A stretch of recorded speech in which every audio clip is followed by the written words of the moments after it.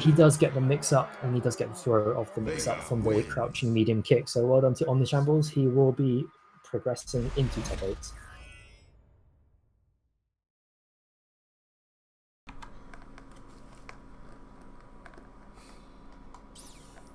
Props for carrying that one solo while I try and make sure the stream doesn't explode.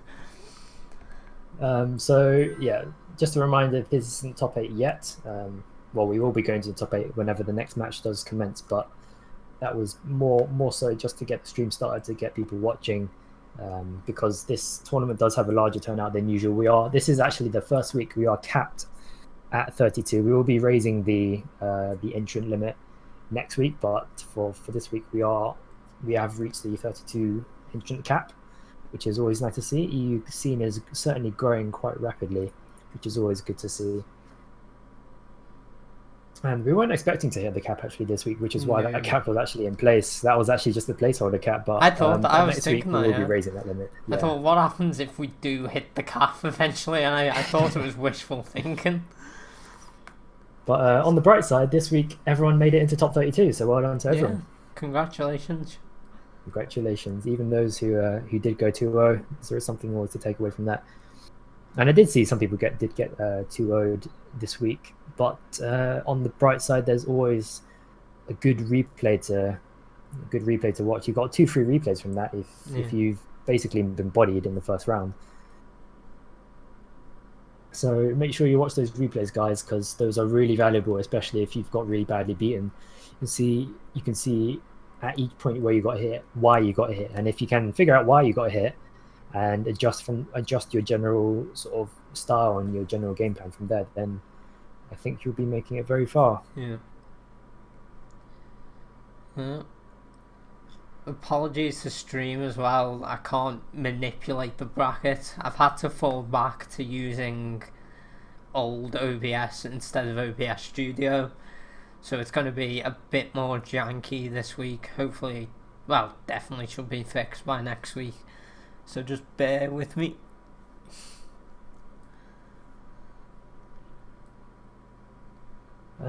Killen Bro, all bronze are dead by now, right? I'm not actually sure about that. I think because in the past few weeks there have actually been bronzes in top 8. I think. Yeah, we had one or two. Yeah, we had one last week. We had the simpler Sront. He usually makes top 8. He didn't manage to enter this week, but he usually makes top 8. Some interesting things I've seen here so far, just from looking at the brackets. RXP, who people tuning in might remember from last week, who made the grand finals, got 2-0'd by Ripples actually quite early on. So that's a new name. I don't recognize it. And RXP actually knocked out now quite early, loses round 2. Wow. Commiserations there, but they did make grand finals last week. So clearly some a lot stronger opponents coming in. Through the bronze and the silvers, those sorts of ranks from these brackets that I can see so far. Omni Shambles seems to be a regular in these top 8, so nice to see him in top 8 again. Meemanson got 2-0'd by Shadow Yuri. Shadow Yuri did make it quite far in top 8 last week, so that was always going to be a tough match, I think. Still curious to see if he's on Geef or Ryu. I hope he's on Geef, really. Yeah, we might actually ask him if he was playing Geef or Ryu. Yeah.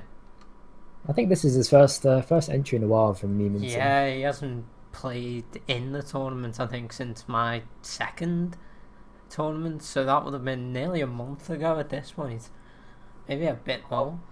By the way, Penguin, chat's just noticed that you've got last week's bracket set up. I know, I'm fixing that right now, guys. Okay. It's because I've had to switch. I didn't update the bracket for my old version of OBS.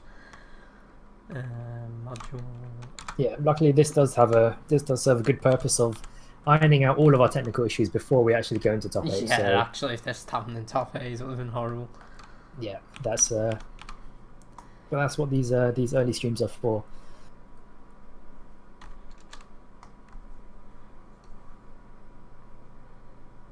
OBS Studio was working earlier, but decided to fuck me just as we start the stream. So yeah. So technical issues do happen pretty much every week, I think. But hopefully this top 8 everything should be all going smoothly, as we'd expect from this professional grade tournament streaming casting. Okay, I've just got to set that bracket. I can't even modify this bracket at the minute. Fuck. Just bear with us, guys. There might be a bit of a wait until top 8 because losers round brackets does seem to be progressing fairly slowly. I think people are It always does. having some long sets and taking a bit of time between. There's a lot of 2-1s, not a lot of 2-0s. They need to think about it. Yeah, they need to think about the character choice, their strategy, their game plan. Yeah. Well, it was like when I had to help Meme with the weekly tournament, and every single loss, because they were all diamonds and flats, after every loss they went back to character select. They didn't even change their character, they just went to character select to think it over. I'm like, I'm so glad this doesn't happen in the underdog tournament. Yeah, that is quite common, and when you get to the higher levels, people really sit back and try and consider what their game plans are, any adjustments. Sitting there with their heads in their hands, thinking, "How do I win?" But you never know. We've had some kind of bizarre picks in the past few weeks. Actually, some bizarre change of picks. I think your bracket display is a little bit. Yeah, I've fixed it now. Yeah.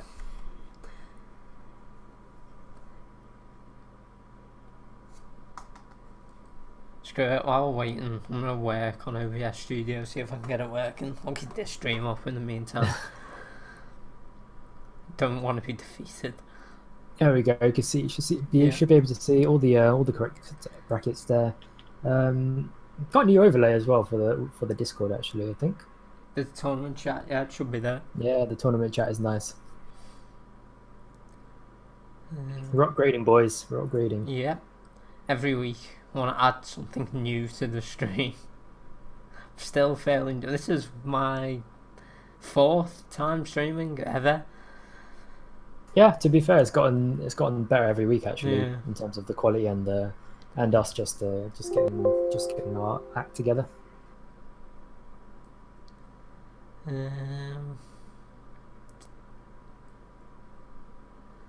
But feel free to chill with us as we wait for top 8. Don't worry, we don't actually have any adverts to kill time here, so it's just us. You just be waiting with us. Oh, I've got a Vertigear chair. I'll try and advertise my Vertigear chair right now. We've got no Vertigear chairs to advertise. We've got no advertise. Oh no, no CPT adverts. What was that great Evo advert from 2 years ago? It was Mountain Dew, but I can't remember the flavour. Baja Blast. Dew, that's what it was. It was Mountain Dew Baja Blast. Yeah, we can find a Baja Blast advert and put it in the background of the bracket. We've had some classic adverts at Evo actually. Oh, they always have one really good one that just turned into a meme. This year was just Vertigear everywhere. Yeah. They seem to have just bought out the FGC. Not us though, no adverts in our streams. Not yet, anyway. If someone wants to pay me to stream this, I will do that. I will happily take money and chill. Guys, if you want to help fund the BID streams, the EU especially, because we need the help. I want a new CPU. We don't need the help because our turnout here is actually larger than I think any tournament there has been so far. Oh yeah, it is. Get wrecked, then. I think I've realised what I've done. Do I realise? No, I don't. Okay, ignore me. I'm wrong.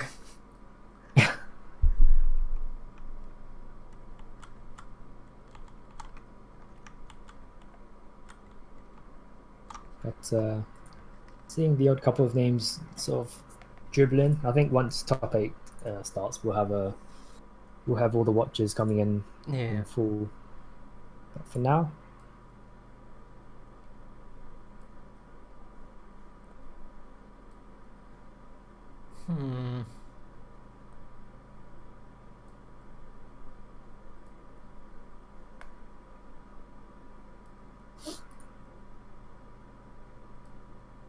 But yeah, Meemanson now knocked into losers by Shredder Yuri, but he is facing off against Hop Healed at the moment. Don't recognise that name actually.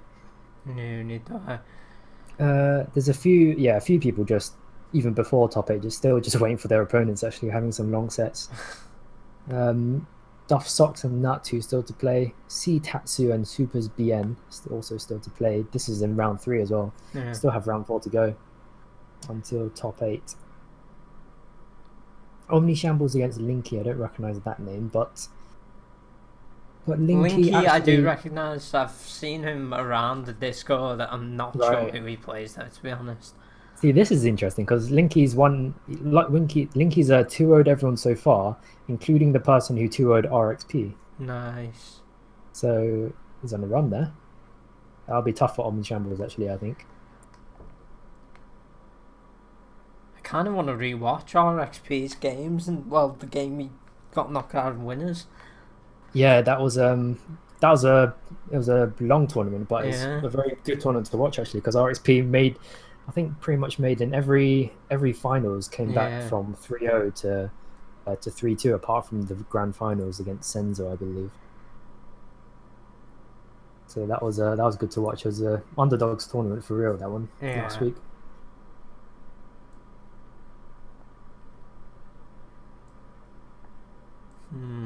But I see Shadow Yuri's in the chat already. Already decided to catch up with our stream. Just a reminder: don't watch the stream while you're playing because A, you get really distracted because the stream's delayed, and B, you might cause a bit more lag when you're watching the stream. So just cut out the stream while you're playing.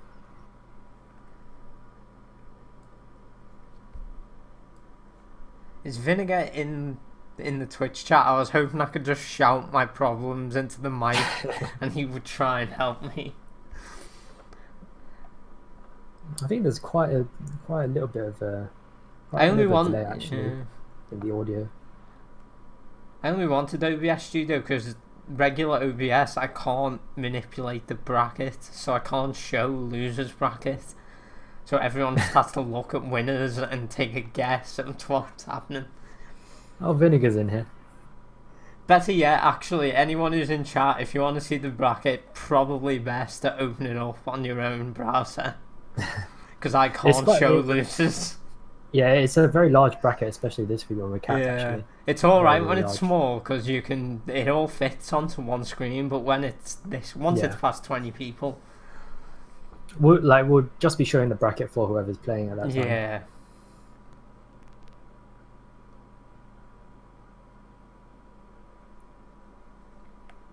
I see Senza's just got knocked out. They were in top 8 last week as well. Yeah. Got knocked out by Harp Healed, who's now playing against Meemanson. Come on, make top 8. Senza did pretty well actually in top 8 last week. Is a very patient defensive view, I think. From what I can recall.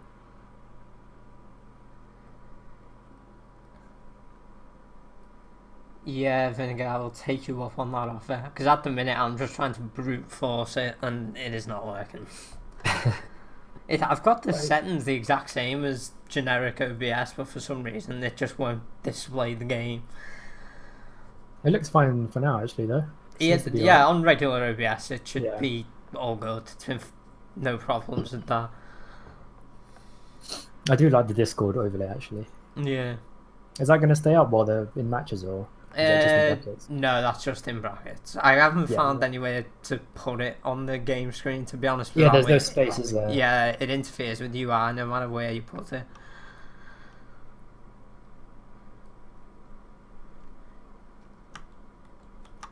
There we go.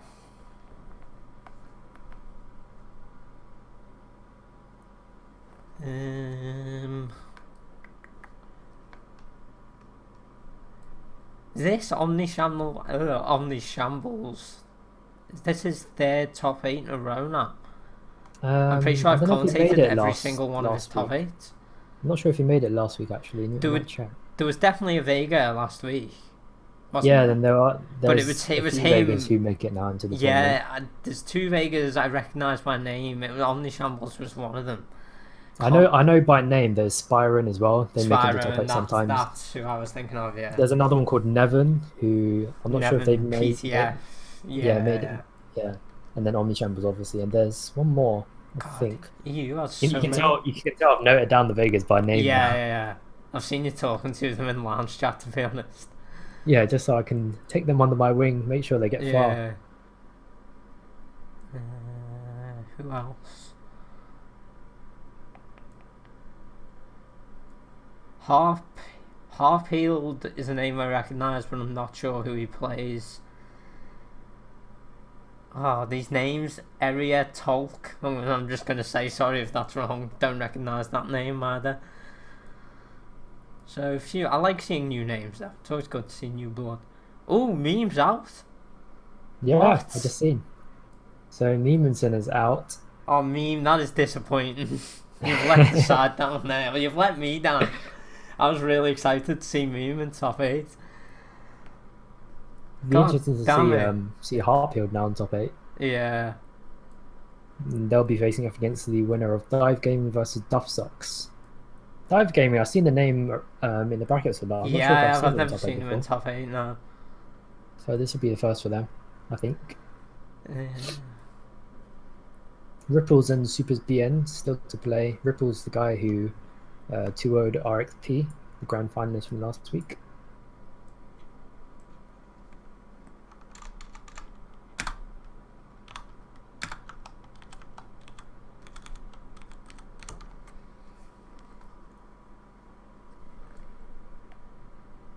Oh, meme's not in chat. I want him to tell me who he was playing. As you can all tell, I'm part of the meme fan club. It's a one-man club. Just His stick has continuing. been broken for a while, hasn't it? Is that why he's not been competing? Yeah, well, that's what I heard anyway. You can see him in the tournaments overlay.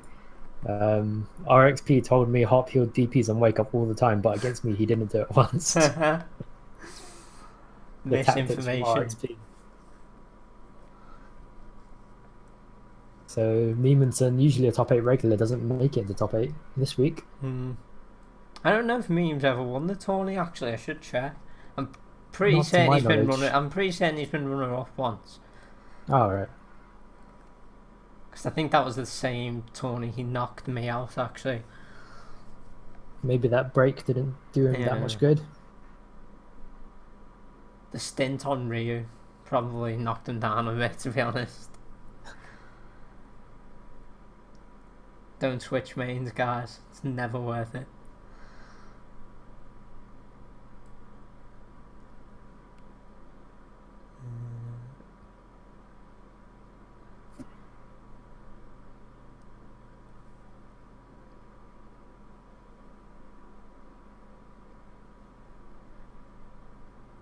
Oh, apparently I missed drama. Who's C Tatsu? Yeah. Sorry guys, I'm gonna go investigate. I love tournament drama. Oh yeah, right, I see what's happening. Major.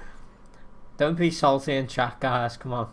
Yeah, just a reminder that there is a sportsmanship rule. So any unsportsmanlike conduct, you will be disqualified for a week from these tournaments. So if you've got salt, then put it in the salt channel because that's what it's for.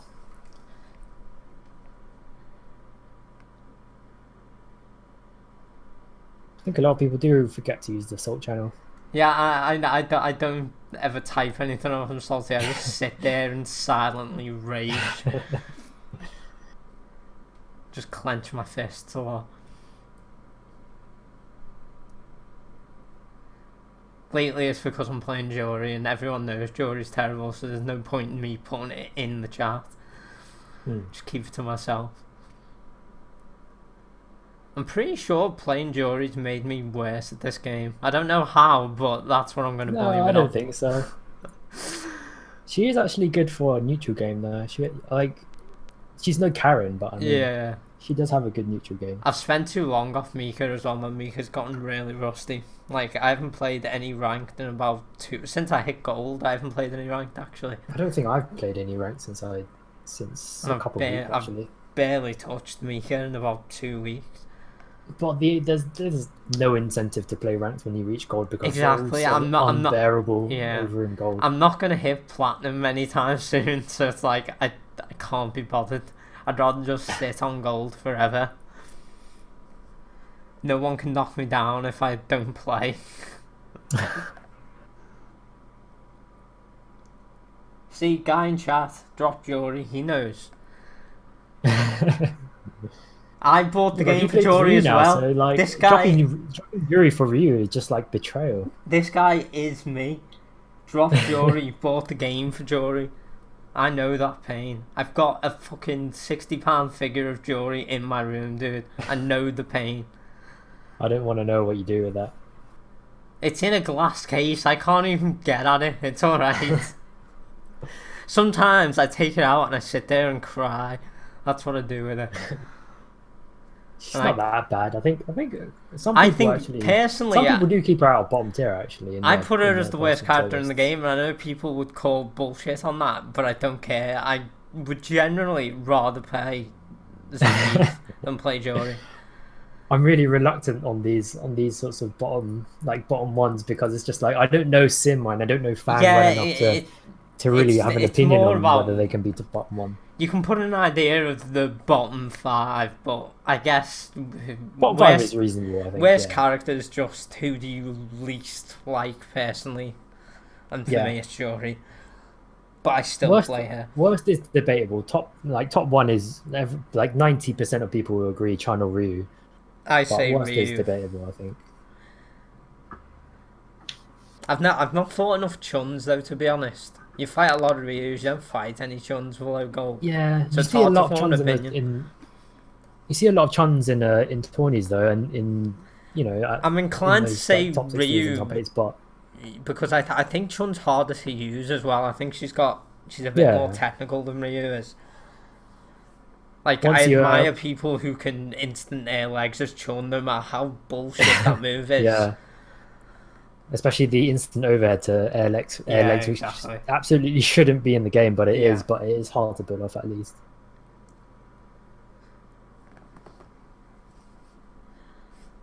I should play some Chun. I like Chun, but my execution's terrible.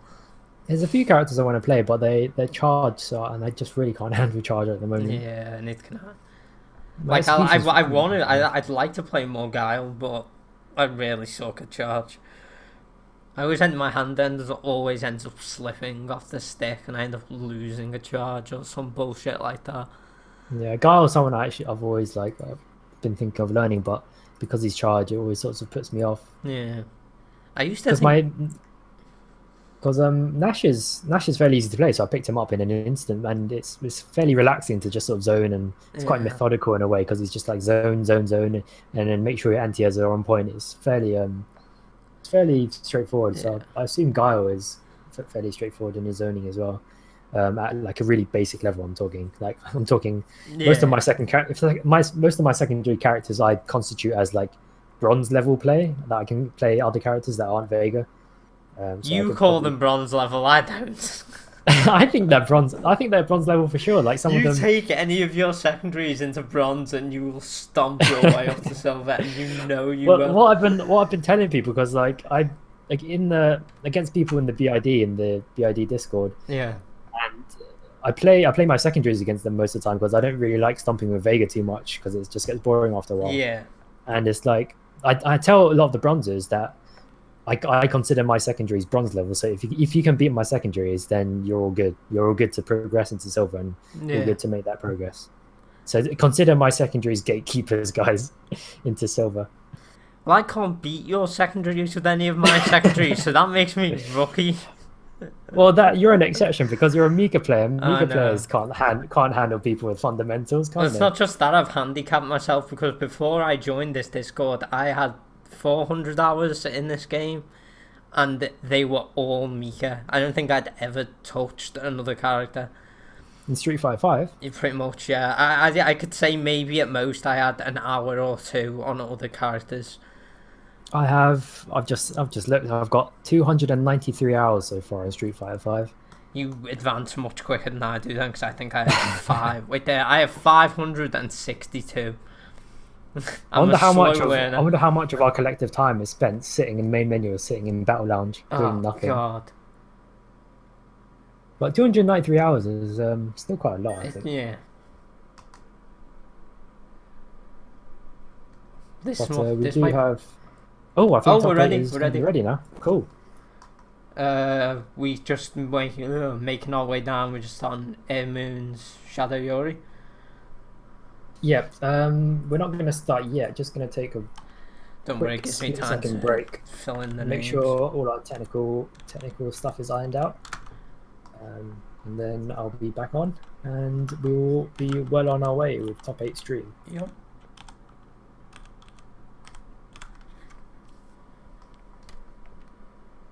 Shadow Yuri, I really like that name.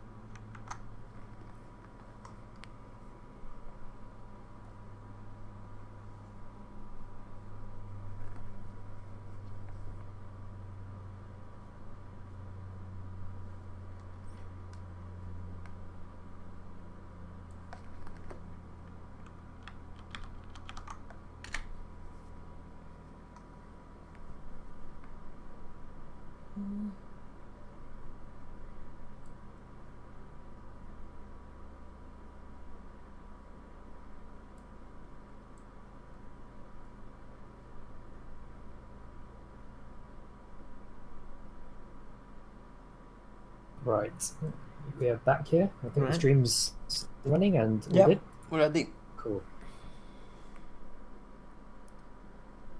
So we are just gonna make sure we are back, and then. So first match of top 8 stream will be Shadow Yuri against Air Moons. Air Moons I don't recognise. Shadow Yuri did make it into top 8 last week. We did watch them progress a fair bit. Is this the first birdie we've seen in top 8? I think so. I've not seen a birdie on stream so far, actually. Well, I'm rooting for the birdie. I'm rather sick of Laura's, to be honest. We've seen so many. But, Sorry. Shadow Yuri does have a Laura here, so like it or not, we do have to watch them. But birdie should be interesting. We don't see a lot of those at this level, actually.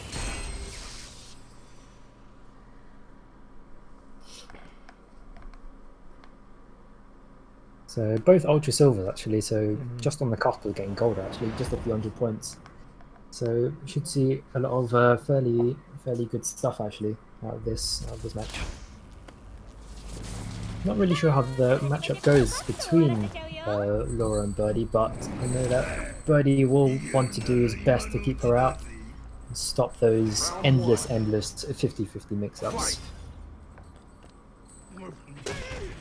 So Shadow Yuri, potentially the only Laura in top 8 actually, against Birdie. Does have to watch the jumping again. I've seen both Lauras last week, did like to jump a lot. Birdie has really great anti-airs if you do telegraph your jumps like that. He's doing a great job of just keeping the Laura out at the minute. Can't seem to find a way in. Ooh, nice bullhorn through the firewall. Seeing some good spacing here, some good use of those normals. Yeah, Birdie's normals are very good at keeping you out, and they will use them as best they can basically to keep you out. And Laura especially, because she can do a lot of damage on one hit in one touch. She does have the touch of death syndrome. But Laura here putting some pressure on Air Moons. Air Moons doing quite well to lay down his food, mark his territory, make sure she doesn't get in.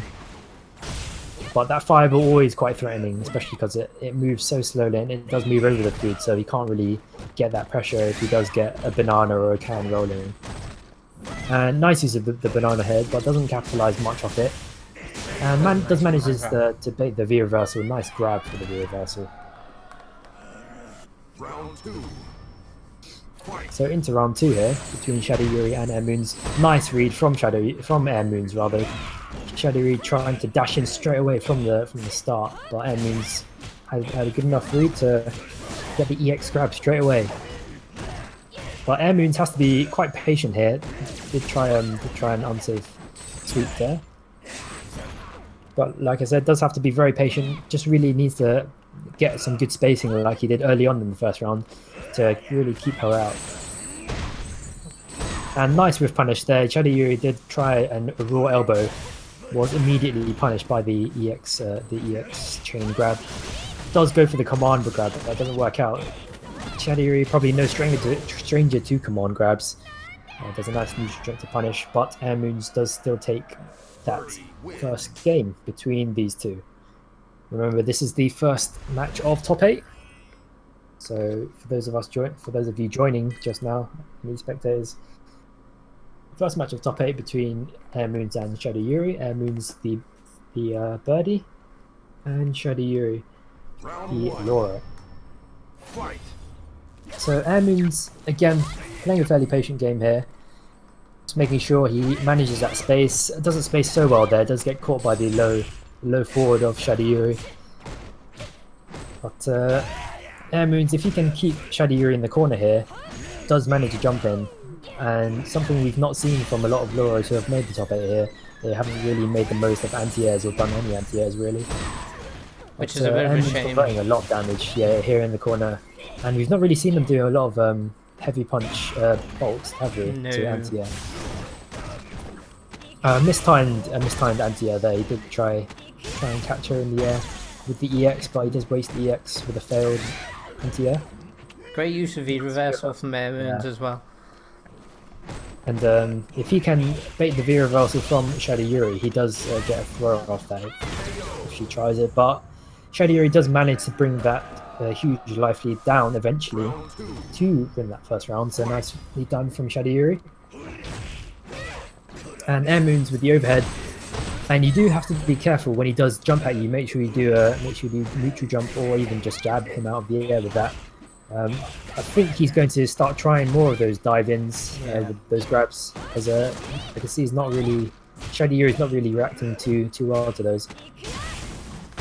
And a lot of it is just anticipation when just trying to get those dives out of control. Like to see Shadow Yuri rely more on these command grabs. His normals, well, Air Moons seems to be doing a really good job of blocking. Shadow Yuri just can't seem to get many of his normals to connect, but anytime he's gone for those command grabs, they seem to be really working out well for him. Yeah, to be honest, I think Air Moons is dominating the neutral fairly well. Yeah. He's managing the space really well with his normals and the occasional banana just to sort of to use as a sort of gatekeeper basically. Banana and Can both great against Laura. They completely shut down the elbow, the raw elbow anyway. I think if Shadow Yuri can just stay vigilant of when he does lay down food, because a lot of birdies will try and jump out and catch you in the air if you do try and jump over them. And I can see the occasional opportunity to use those heavy punch bolts from Laura. But getting caught by the food a lot actually. From he misses his V-trigger combo though.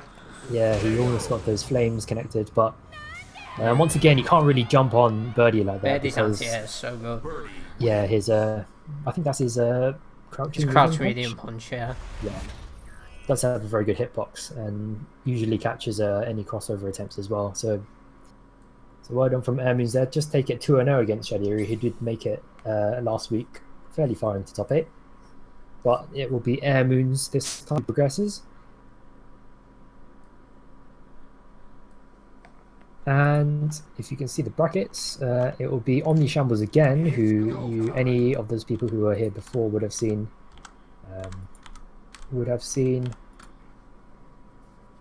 in top 16. Sorry, so we're just taking care of the lobby and the brackets. But for the other 16 of you who joined fairly recently, we are commencing top 8 now. We have commenced top 8 rather. We're in the second match of top 8, and this is the Omni Shambles versus Linky, and these will be the winners from here. And then we'll move into the losers, so the winners can have a break, and the losers will duke it out by themselves, while anyone in the winners finals can just sort of chill. Yeah, so I'm quite interested to see Linky in this one. Seen the Yeah, name Linky's for. had a very good. Seems to have a very good run throughout the whole bracket. So. Yeah, toured his way through to the top 8. Yeah, and managing to 2-0 Froststeiner, who I have played personally, and it's not a weak opponent by any means, actually. It's quite impressive to have a 2-0. And a 2-0 against Senza, who did make it into top 8 last week, but got knocked out before in today's tournament. Senza, who was actually a pretty solid Ryu, so it'd be interesting to see how Linky does.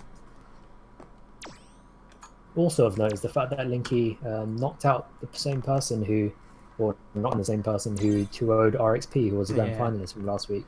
So this should be very interesting to see how Omni Shambles can handle this.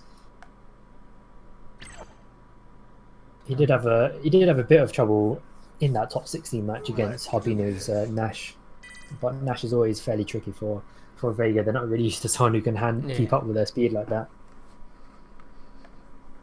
It should be interesting to see who Linky goes with against Omni Shambles, as most of us know, is a Vega player.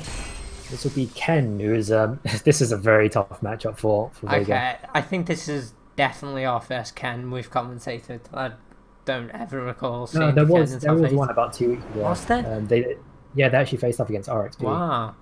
I remember. Shows how good my memory is. RXP was really struggling with those dive kicks. But this will be a tough matchup for Omni Shambles. It'll be interesting to see how he handles someone like Ken, who can be just relentless off a knockdown. Absolutely relentless in the corner as well. But Omni Shambles again going straight off with the claw off, which is not a bad dagger actually by any means. Classic Omni Shambles there though. It was an unsafe dive and unsafe slide into unsafe roll. Yeah, if he doesn't at this stage, if he doesn't learn that roll is not safe, then he might pay quite a lot for that. But a fairly calm match at the start actually. They're both fairly willing to duke out in neutral. I think Linky's just fishing for that hit confirm, isn't he, like most Kens tend to like to do, but he does have Vega in the corner and Ken really dangerous in the corner here. That was a but nice ball dive from Omni Shambles, nice ball jump. But you just have to make sure he doesn't get too predictable, and that slide is not a wise thing to do when you've got Ken crouching in the corner. Just needs to be patient with his offense here. Just needs to be confident in walking up with something like those standing mediums, and if he's good at whiff punishing, that crouching medium punch, very good for whiff punishing there as well. But he does have Linky in the corner again. Doesn't go for the slide this time, perhaps wisely so. But he's not catching these run cancels. I think you can jab them out if he does try anything like that. But Linky does get the hit confirm again. Omni Shambles dangerously close to the stun. That will be stun. He's in really big trouble here. This might kill, and this will kill. In fact, lots of damage from the stun from Linky. So Omni Shambles definitely has his work cut out for him here against Ken. But it should be interesting to see how he adapts. But I think we do have some Vega players actually watching in the stream here. I've just linked it in the Vega Discord, and we might have a few of the veteran Vegas watching. So if you've got any advice, all the top Vegas in to criticize Omni Shambles. You meant to help him, put the pressure on. But yeah, here we go, starting again. Nice cross up from Omni Shambles, but he doesn't confirm that Linky is standing. Remember that target combo does require them to stand. If you don't confirm that, you just whiff and you all get punished. Like just there. Ooh, missed this cross punish though. But he missed the ball punish. But it's a question of he will jump again to try and get out of trouble. Goes for the normal cross up, but you do have to watch out for those DPs which can just catch you at any moment. As a lot of people tend to expect from Ken. He's not going for these EX rolls actually, because those EX rolls do net you a nice knockdown and a nice meaty setup actually. He's going for the medium rolls instead. So that might be something for him to implement more into his game, because he does definitely have the meter. He's almost at full meter now. And something else he's not using is the V trigger as well. He's not utilizing. It's basically free damage if you get a whiff punish, or like if you can hit confirm off that V trigger. And Vega should ideally get 2 in one round. So, and not just that, if you're going to slide as much as Omnishambles does, use the V trigger to make your slide safe at the very least. yeah, you can hit confirm your slide, and even if you do hit them, it's not too much of a loss to use a V trigger to. Yeah. You're not really sure if you can hit confirm that V trigger. It's better than that taking slide damage. Yeah, much better than getting full punish from someone like Ken. And I would like to see him use a slide into V trigger if he can, because it just presents that threat, doesn't it? Because the threat of a slide makes you a lot more hesitant to do things in neutral. Again, sitting on full resources. Yeah, he's got all of these resources. He's not using them. He could have confirmed there actually. With the standing medium into V trigger into super, which would have won in the round. Oh, he does confirm the and V that was trigger. nice. Finally gets Just wake up with the jab. No meaty from Linky. So when we were wondering when he was going to pull out the V trigger, he does actually pull out the V trigger around. Maybe he's listening. He might actually be listening. But just a reminder, if you are watching the stream, try not to watch during your matches because it'll be distracting and you'll hear us shit talking. Much lag as well. Yeah. But you can see how much corner carry that Ken has. Immediately gets Omnishambles into the right side of the stage. And Omnishambles doing fairly well actually, making some good adjustments from last time. He did get beat quite considerably beat badly in the first match, but some nice adjustments from Omnishambles, less slides that are being blocked, but again sitting on full resources, he doesn't need to recognise when he's got meter. Yeah. Both of them now on full meter actually. Well, EX dive kick, there we go. That was and that's just what I was talking about with Omnishambles. He needs to be careful if he does use those wall jumps because they can be countered really easily if they get red. And if you do wall jump when they're expecting it, they have all the time in the world to try and counter that wall jump. Especially someone like Ken who has a multitude of options against something like that. But well done to Linky. Does convincingly make it past Omnishambles to into the next stage of winners to face off against Air Moons. Omnishambles just knocked down into losers. And he awaits the winner of Heartfield and Duff Socks.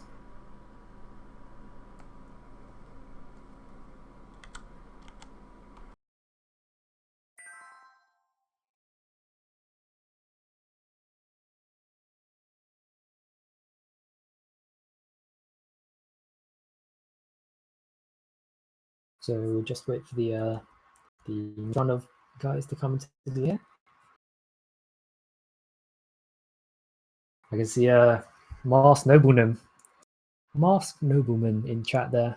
He's a very established Vega player. Nice to see him watching over the young Vegas.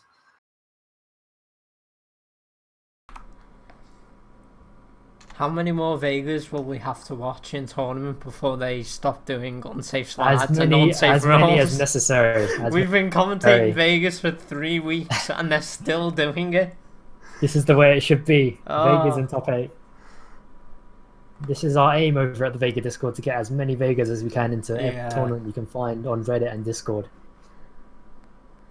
Actually, this will be motivation to all the Vega players who are in bronze or silver and are watching. The day you stop doing the unsafe rolls and the unsafe slides is the day you make gold.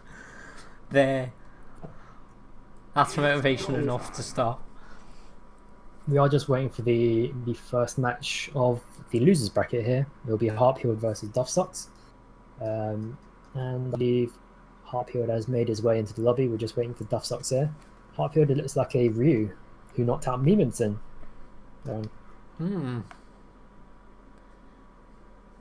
So it could actually have been a Ryu mirror match between those two if Meemanson did move to Ryu. That being said, I do hope... Actually, it would make sense, though, if he was playing Zangief and he got knocked out by Ryu. That's very plausible. Yeah. Not a fun match. Well, nothing's a fun match for Geef, but, that especially. Looks like both of them made it in now, so we'll just wait for these two to accept them. It looks like a Ryu mirror match, actually. The most Sleeper matches, they say. The Goku versus the Goku. Vanilla versus Vanilla. A match of the ages here. Duff Socks is Irish though, so I'm gonna root for Duff Socks. I've got a bit of Irish in me, so I know what I'm getting behind.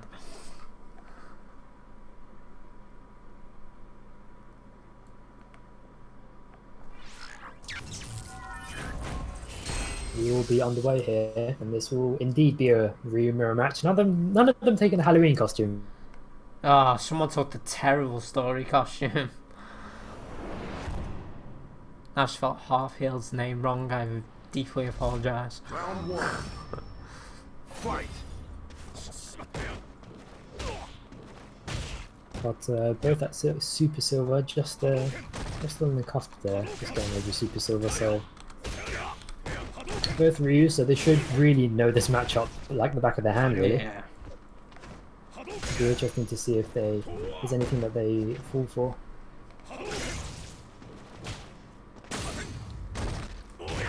But an onstage sweep there from Hartfield, and both being very cagey. I think they're very aware that the other guy knows. Not too much. The game plan does seem to be very similar. To go off here. Got a bit of downtime on our hands. We do. If you would like to hear about my week, I've had a very interesting week. But we do have an interesting neutral game actually here, because obviously they both have the same normals and we're very solid in the neutral as well. They call this the purest Street Fighter. But nice cross counter. Oh, he does mess up the punish combo, and Duff Socks does mess up the counter. His counter punish from that. I'm not sure if there's a bit of lag here. They're throwing some punches in at full screen. I think they might be trying to fireball. That crouch medium anti-air. Eventually.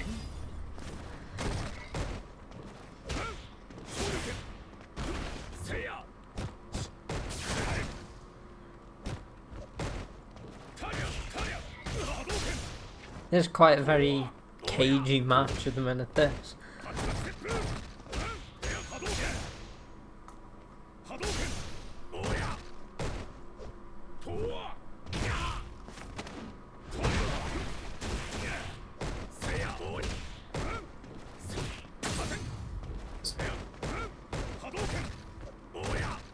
Oh, one take sweep, that's gonna get punished again. I know a lot of less good Ryus tend to really fade, they're just sweeping at any time.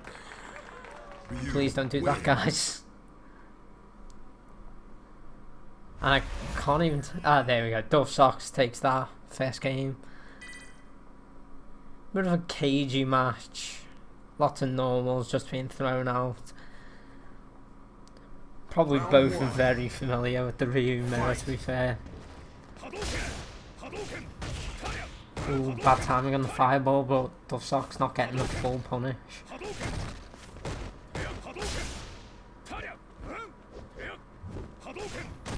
Again, a lot of them, both of them seem to be blocking the start of these combos and then letting go of block on the last hit.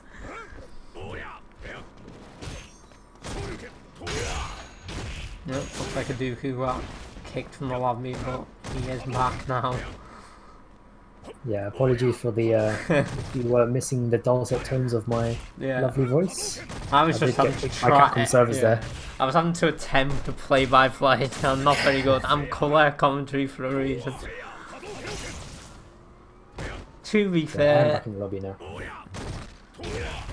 These unsafe sweeps again, guys, please. You have to remember that when you do get V-trigger, a lot of Ryus just go completely sweep happy. Yeah. But neither of these are making their sweep safe with V-trigger. Oh, there's another dropped combo from Duff Socks, from Hartfield rather. That completely confusing when these Ryus are quite similar.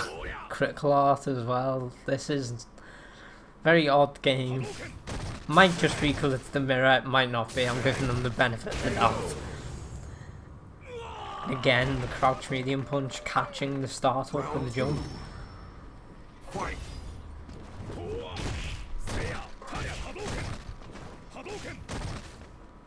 But it'll be interesting to see if any one of them decides to adjust their game plan and just go full rush down or just stay back. Yeah, it doesn't They look both, like sort it. of, they both sort of have the same game plan as it Pretty seems, much, as it yeah. looks like. Kind of poke Keeps each other fairly out. even. Yeah. And they, these 3 sweeps in a row, I can't handle Yeah. these. Neither guy is getting full combos off any of their punishers. They're just seems a lot of stray hits. Yeah, but nice stick throw from the jump. And tries it again, doesn't quite work out. Yeah. But try and go for a double tick throw. That was actually a nice tech. But again, both of them sort of poking each other out. And don't forget that the fireball is a good tool in for it, Caesar. It can be basically used as an extension of Ryu's fairly stubby normals, actually, to be honest. But they're both really making full use of the anti-air jab there, so I think both of them quite reluctant to jump straight at their opponent. Ooh, that one. But nice confirm off there from the standing medium. That will be a confirm. The socks 2 out. Ryu wins. Ryu is very dangerous once he does have that V meter filled up, because he can pause at any time, hit confirm pretty much anything into a super, and Yeah. if he wants, he can get a free anti-air as well if you pause him in the air with that V trigger. But that will be a Duff Socks with the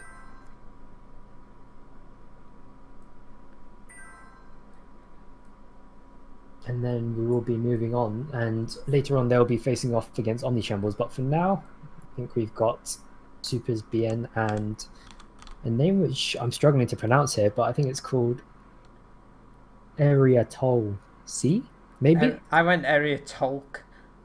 Area Like I did a hard We're gonna C. call it Area. We're gonna call it Area Talk for now. Yeah.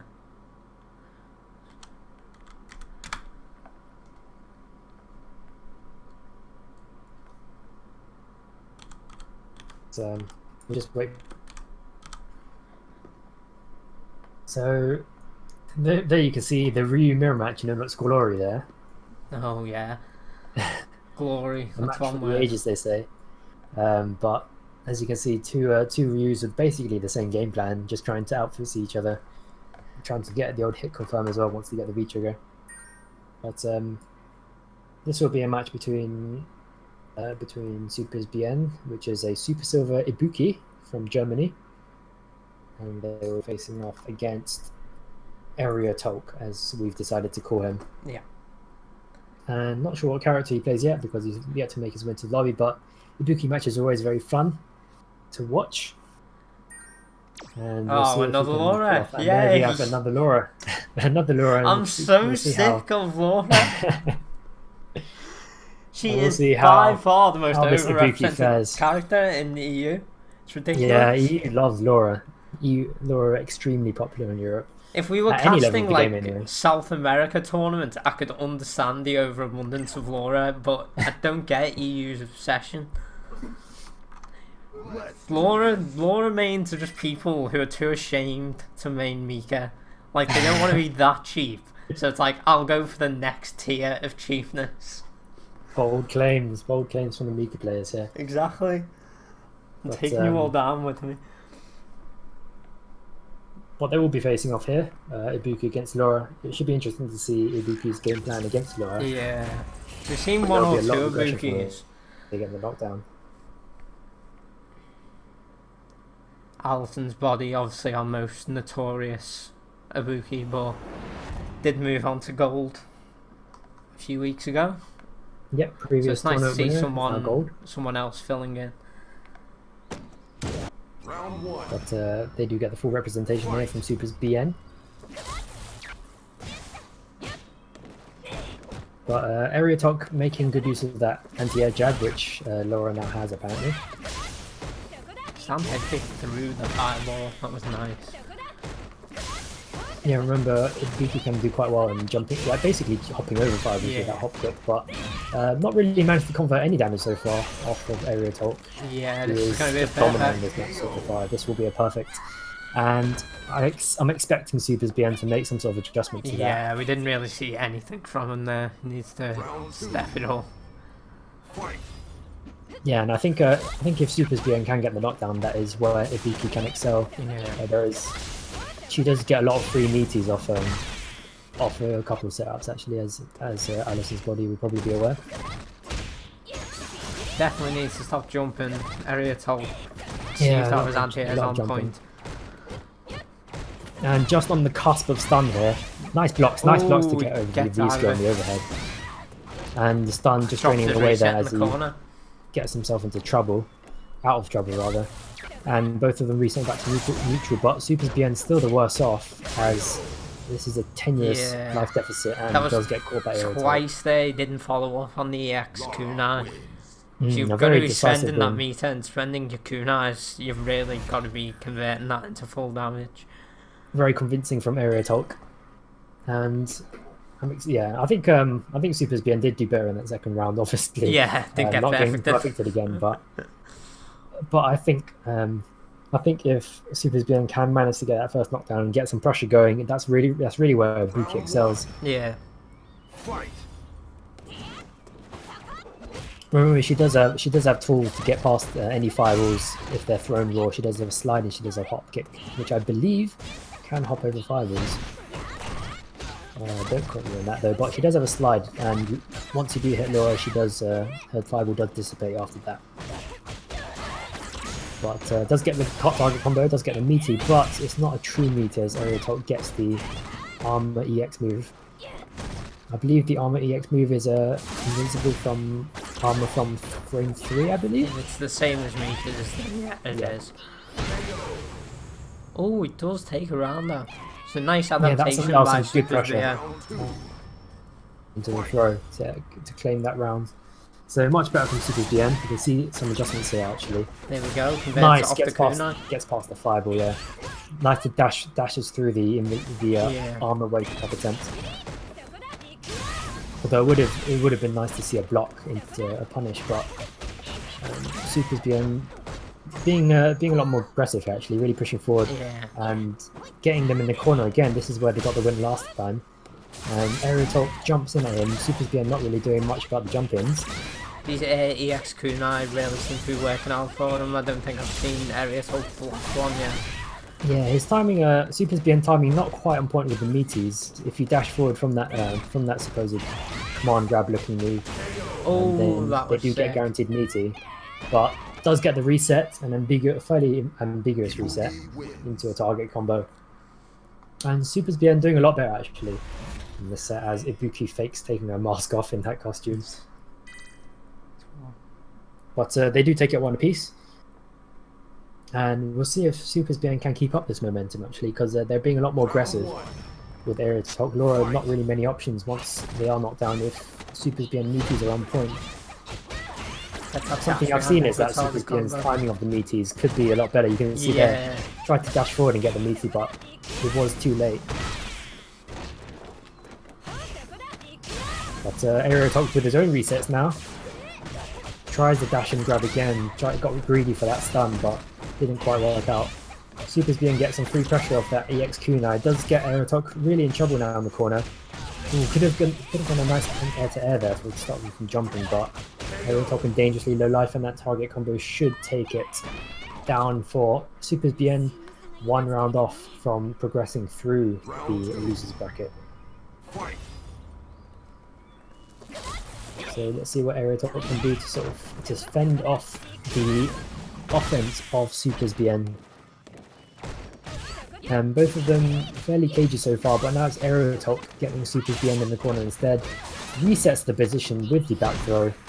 And again with another throw, gets him in the throw loop now. Oh, Nice use of the dash. Wasn't expecting a dash, was stun? probably expecting a throw of some sort. But can he get the stun? Tries the overhead, doesn't get it. And the stun, I think he's lost the chance for the stun now from Super's BN, but I think again, he's not starting, vigilant against those command dashes. Yeah, he's sensing starting to that realise. that was a risky play there from Super's BN. Doesn't close out the round, but eventually does after the sweep. Those command dashes are super punishable, but Aerotalk just clearly no idea on how to deal with them. Couldn't. Yeah, and I think they were quite confident that sweep would finish off the round. That was quite a surprise from both of them actually. Go time. But nice adjustments from Super's BN, and they do progress through the losers bracket. And later on, they will be facing off against Shadiyuri. So Area Talk did make it into top 8, but unfortunately did not make it past the first round of top 8 to make it through. And we will be going through the bracket.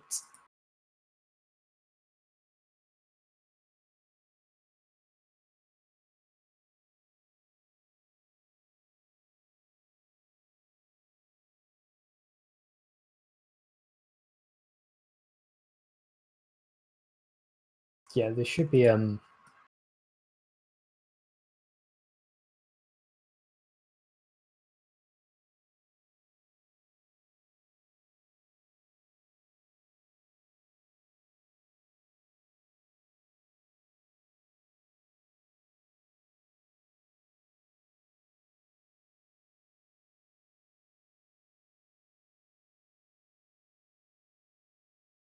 think they should be ready for accepting invites anytime soon now.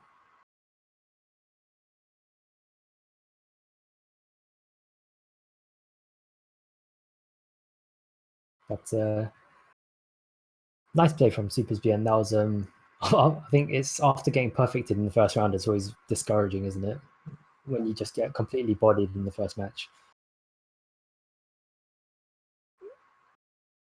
Yeah, a lot of people have a tendency to sort of just like curl up into a defensive shell and just keep blocking and just really invite loads of pressure on themselves.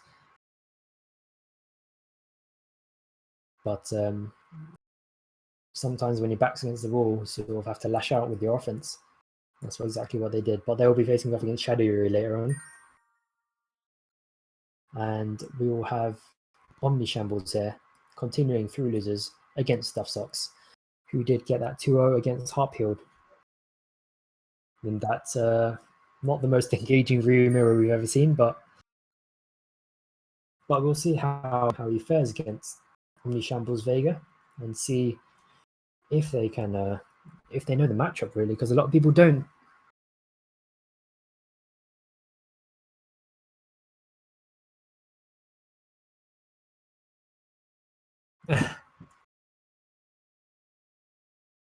And it's quite interesting to see because Duff Socks is, especially in his last match against Harpfield, he did stay in the neutral a lot, tried to play footsies, but you can't really play that game as much against someone like Vega. If they do manage to keep the claw on, even off, it's still competitive when you're playing footsies in neutral. And we'll see how good Omni Shambles neutral is against Duff Socks.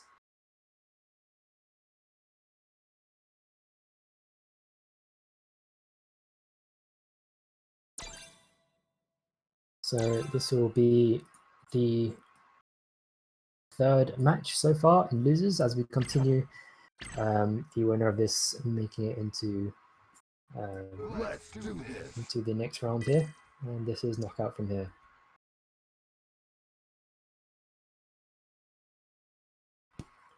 So again, interesting to see if how the neutral game will be between these two. Omni Shambles seems to be a big seems to favor the claw off a lot of the time, the clawless Vega. So it'll be interesting to see if he buys the neutral game from Duff Socks and decides to play footsies or not. And I can see Duff Socks being fairly defensive if he does want to keep him off with the long range game.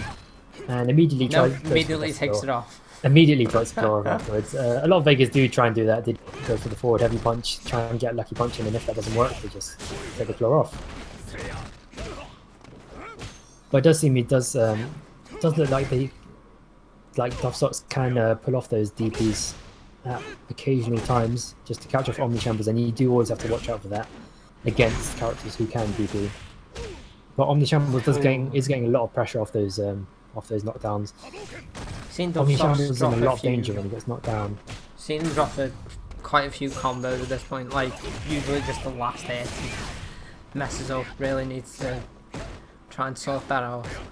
Yeah, nice attempt at the corpse hop cross up from Omni Shambles, but Duff Socks did block very well and did DP just at the wrong time, right at the end. I think Omni Shambles starting to catch on.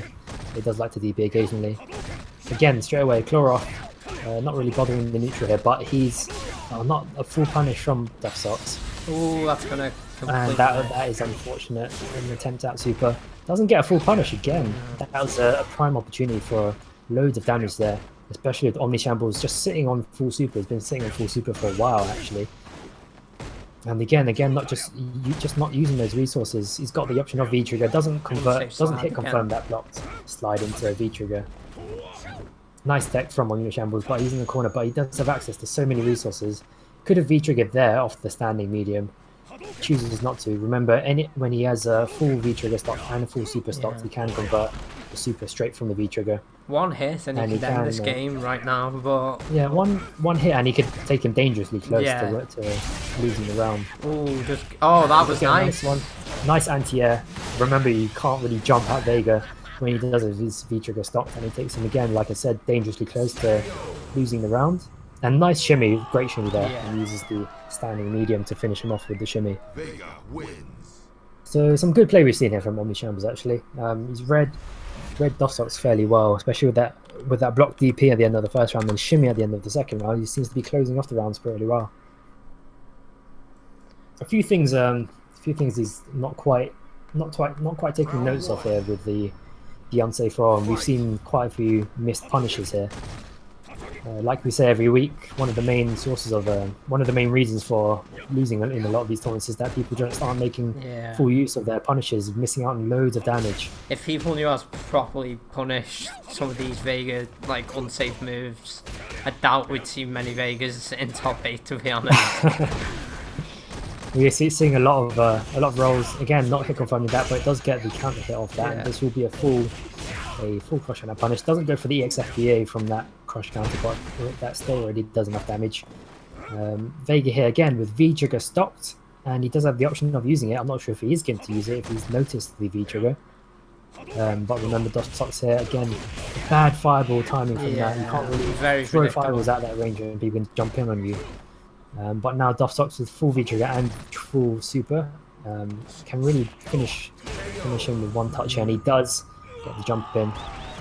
Duff Socks here having a bit of trouble with the jumps actually, which is fairly uncharacteristic. He was anti-airing at the beginning, but seems to have fallen right off. And that is something that can happen if he does get really caught into the neutral of the Fritzy's game. You can sort of forget about the anti-airs at some point if they occupy your mind enough. And again, Omni Shambles here gets caught in the air, gets caught by the throw. Slide does work out for him. Tries the super on the wake up, but again, not quite a full punish, but yeah, and that was a prime opportunity for Omni Shambles to get the super off the V trigger from that punish, but chooses not to use it for some reason. Not sure if he realized that he did have full super stocked. Nice anti-air from Omni Shambles, but doesn't convert off it because of the DP from Duff Socks. Duff Socks might get him in the throw loop here. Nope, chooses to meaty.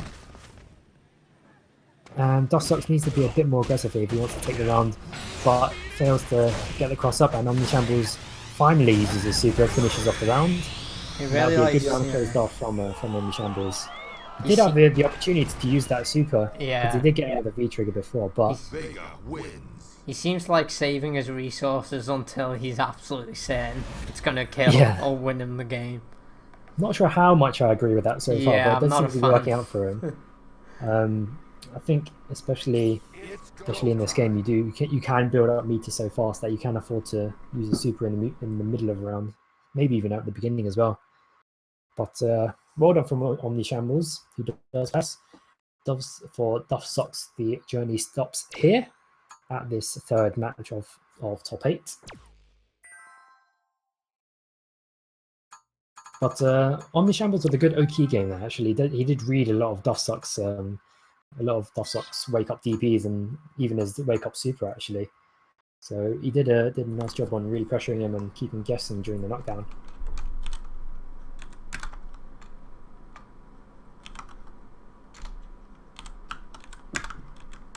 So we will progress into the next round. Well, not the next round. The next match of losers. This would be Shadow Yuri up again against Supers BN, who we saw the Ibuki beating the Laura of Area Talk.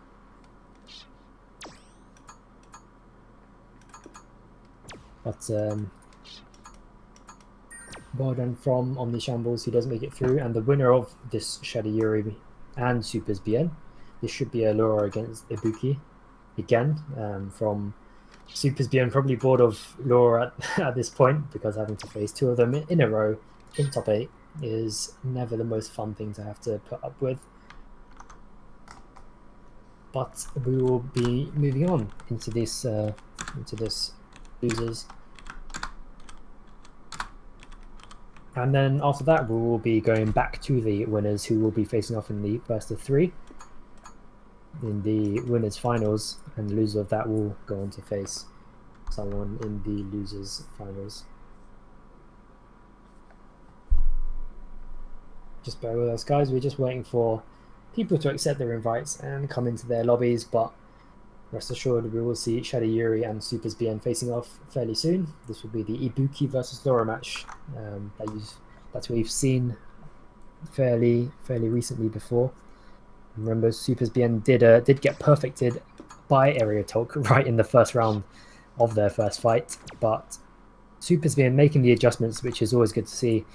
One of the big things that you need to do in these sorts of at this level in these tourneys is making sure you're paying attention, basically, making your adjustments, and making sure you can read their game plan and change yours to sort of adjust accordingly. But we will be facing off here with Supers BN and Shadow Yuri. Hopefully both of them not have the stream up, so just to reduce the amount of lag possible.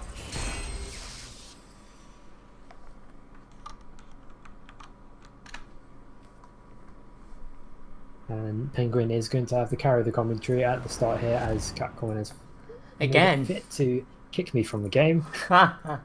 This is happening every week now. So by the way, just shout outs to Capcom server maintenance, which is always good. Good to see they're fixing their servers, not kicking people out at random while they're trying to cast tourneys. Nice read by Shadow Yuri there. Didn't see many of those anti-air grabs from Laura, so pretty hyped to see one straight away. Tournaments. Okay, you did just whiff one though, so maybe my praise, it came a little too soon. Maybe he has got the stream open, went to his head. Ooh, Ibuki does go for the V-trigger reset, but every hit block. Again, whiffs after the EX kunai. Still got one bomb left, maybe we will see him close the round out.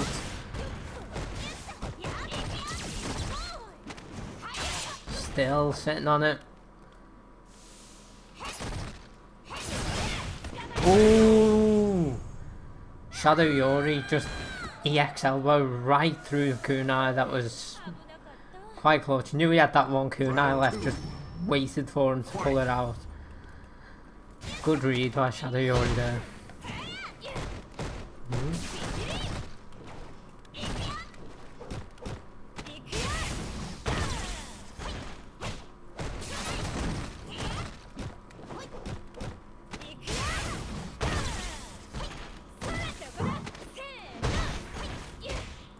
Shadow Yuri's grab game really been on point so far today.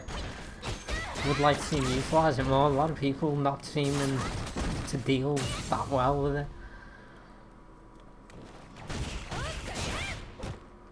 Catches BM just out of block. One more will do it for Shadow Yuri. Oh, grabbed out of the X elbow. That was clutch by Super BM. But again, eats another grab. First game, Shadow Yuri. Looking pretty decent on this Laura.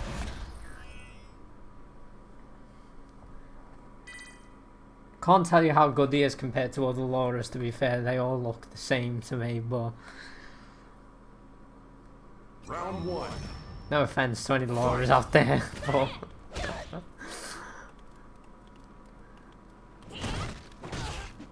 It's a lot of this facing off in the neutral, just both characters waiting for the other to do something. Nice anti-air by Supers. Seen very few of them today from him, so pretty nice to see one.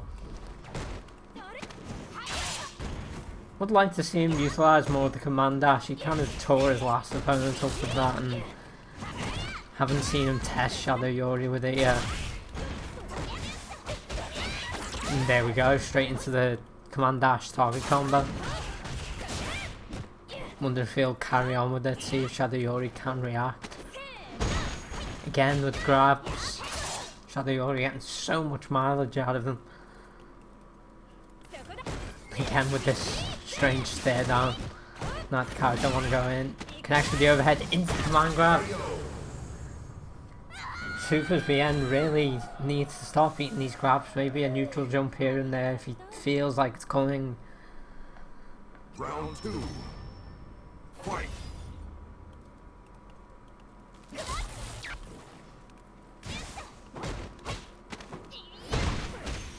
Grab of his own from Super's BN there.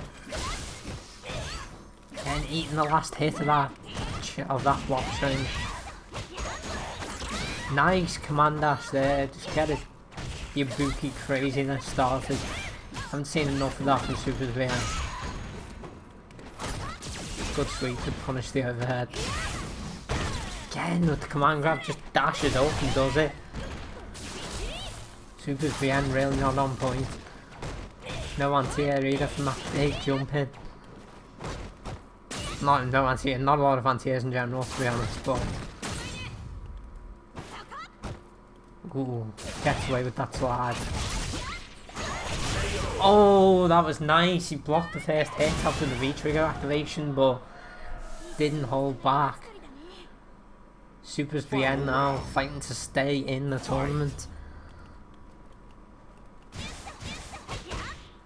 Command dashes just raw twice. Gets to start the target combo, but doesn't finish it. And again, the dash up command grab from Shadow Yuri.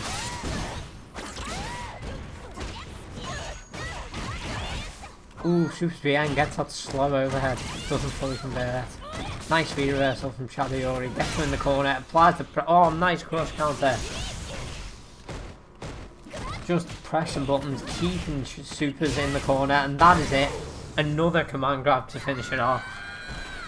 Really good pressure by Shadow Yuri there, just keeping Super's BN pinned in the corner. Refused to let him move. Really nice stuff from Shadow Yuri. Progresses on. Progresses to losers finals to face Omnishambles, Vega into Laura. That is Omnishambles who did make it past Tough Socks before, and they will I think we'll make them wait actually if we go into the winners finals and then losers finals. Yeah, it sounds good. That was a good match from Shadow Yuri there. Definitely seemed to have evolved since the last game.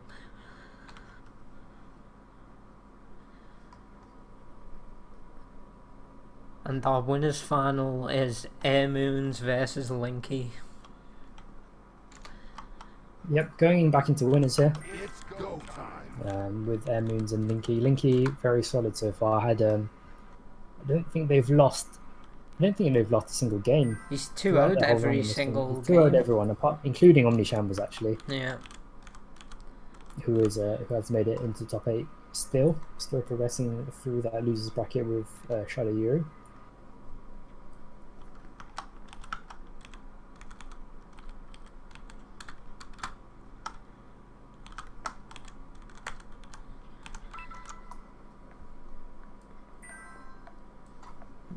Here's I was kicked from lobby. I've got to rejoin.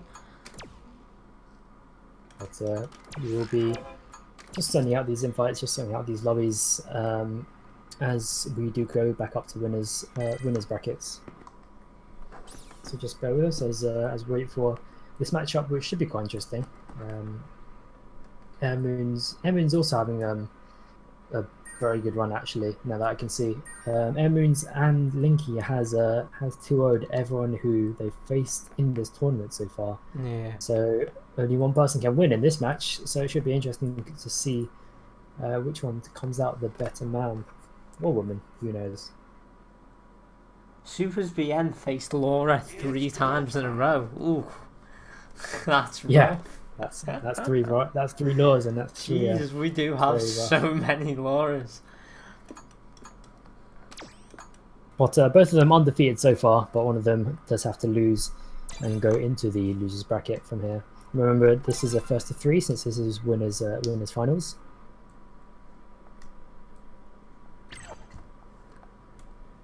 And both of them French actually, so they should have some fairly good connection with each other. Both of them on PS4 and both in Ultra Silver.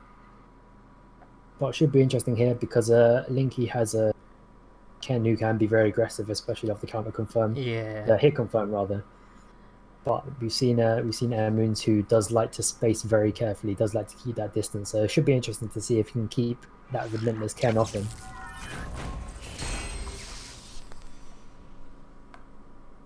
But they do seem to be both just on the cusp of gold. Linky almost making it to gold. Jesus. Just about 31 points off. 21 points rather. 21.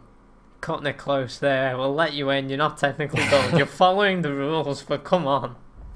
Round one. Fight. So we'll face off against this. This should be an intriguing matchup. We've seen both of these two play before. And Let's him get the jump in. Yeah, he lets him get the jump in, which he's not really done in the previous rounds.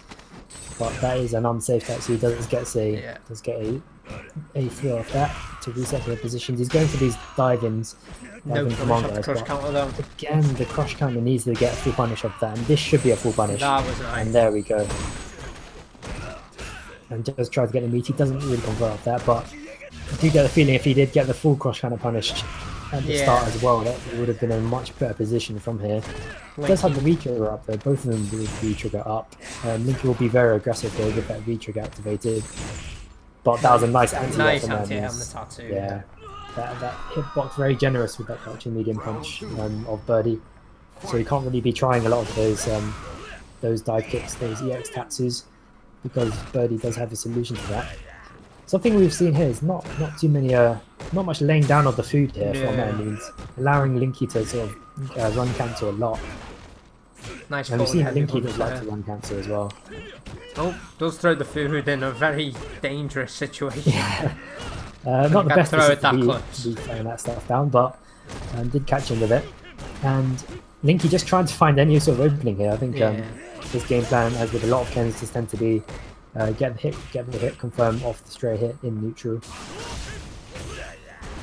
But remember, he does have that EX fireball, which can be used as part of his footsies also. Nice EX ball hunt. Does get the V-trigger cancel this time. Again with these raw tattoos, I'm not sure what Linky's plan is here exactly. Remember, they are free-frame tattoos, but that doesn't mean that they're the best viable wake-up option. But nice jump, command grab from there. Means full screen. I think he was probably trying to read the fireball there, but it worked anyway. That's Linky's first loss of the day as well. Yep, that'd be their first loss game. So no longer undefeated, but by no means out of this, as we are. Remember, this is first to three in this winners finals. Round one. But Airmoon's staying fairly calm actually under the pressure of Linky, which is fairly impressive under a very aggressive Ken, as a lot of them tend to be. But goes from a run straight into a jump in. No idea from Airmoon's, probably expecting a step kick or something. And remember that Tatsu can avoid a lot of anti-airs, that air Tatsu from Ken. Again with the jumping command grab as well, not able to stuff it out before it landed.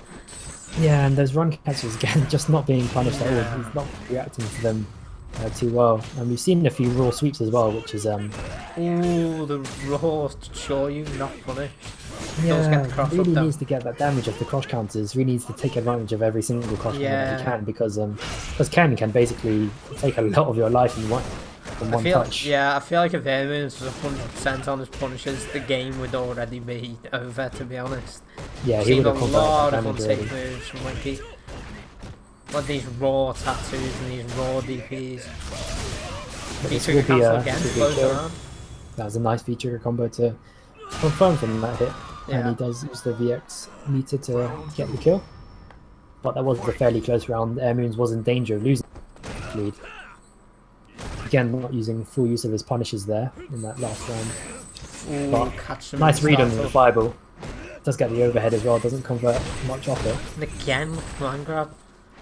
He's using these command grabs more aggressively now. Yeah. It's good to see, mixing up his offense. I think a lot of his time spent in previous rounds has been just defending himself and keeping Linky off him, really. But uses the meter to escape from the corner. And again, with those, he does really need to watch out for those the wake up stuff from Linky, because Linky isn't blocking too much on a wake up. He's doing a lot of DPs or even Tatsus on wake up, as you've seen.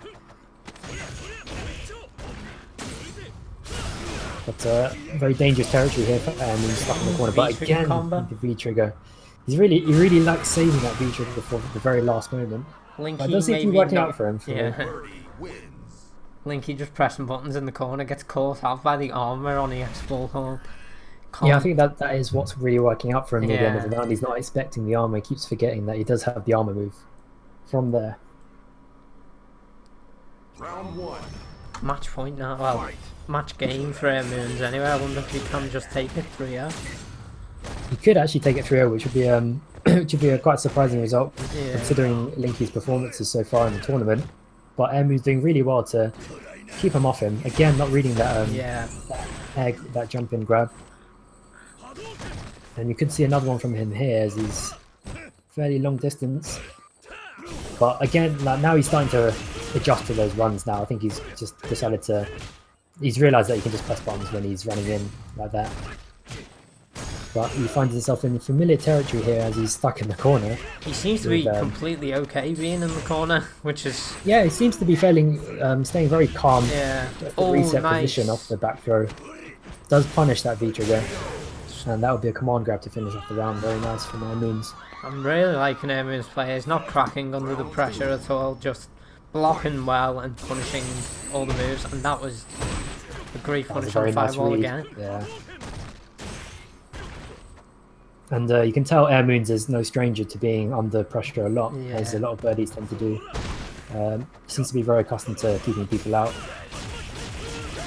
Linky throwing a lot of empty jabs in between to get those meaties off. I'm not sure, but again with that DP, if Moons can just stay back and block after Linky's fake pressure, I guess. Again with the armor kind of punish into the full V-trigger combo. Moon's completely on point with the V-trigger combos at least. Does convert a lot of damage off them. Using VX as well. And the stun, and that's it. I think he's just pressing buttons on the wake up there. He really needs to stop. Quite a he got caught, but this is that will be a set for Moons. He does really well in keeping Linky off him, so Linky will be the one knocked down into losers finals. I think very much there, Linky not having much knowledge of the birdie matchup, doing a lot of unsafe stuff.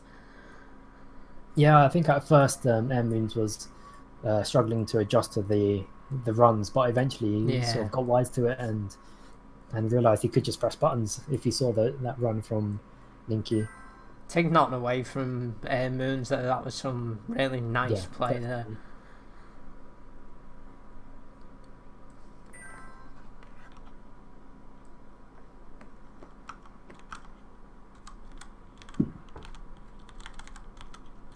But that was well played from both of them. Moons does take it 3-0 for a fairly short set actually in the winners finals.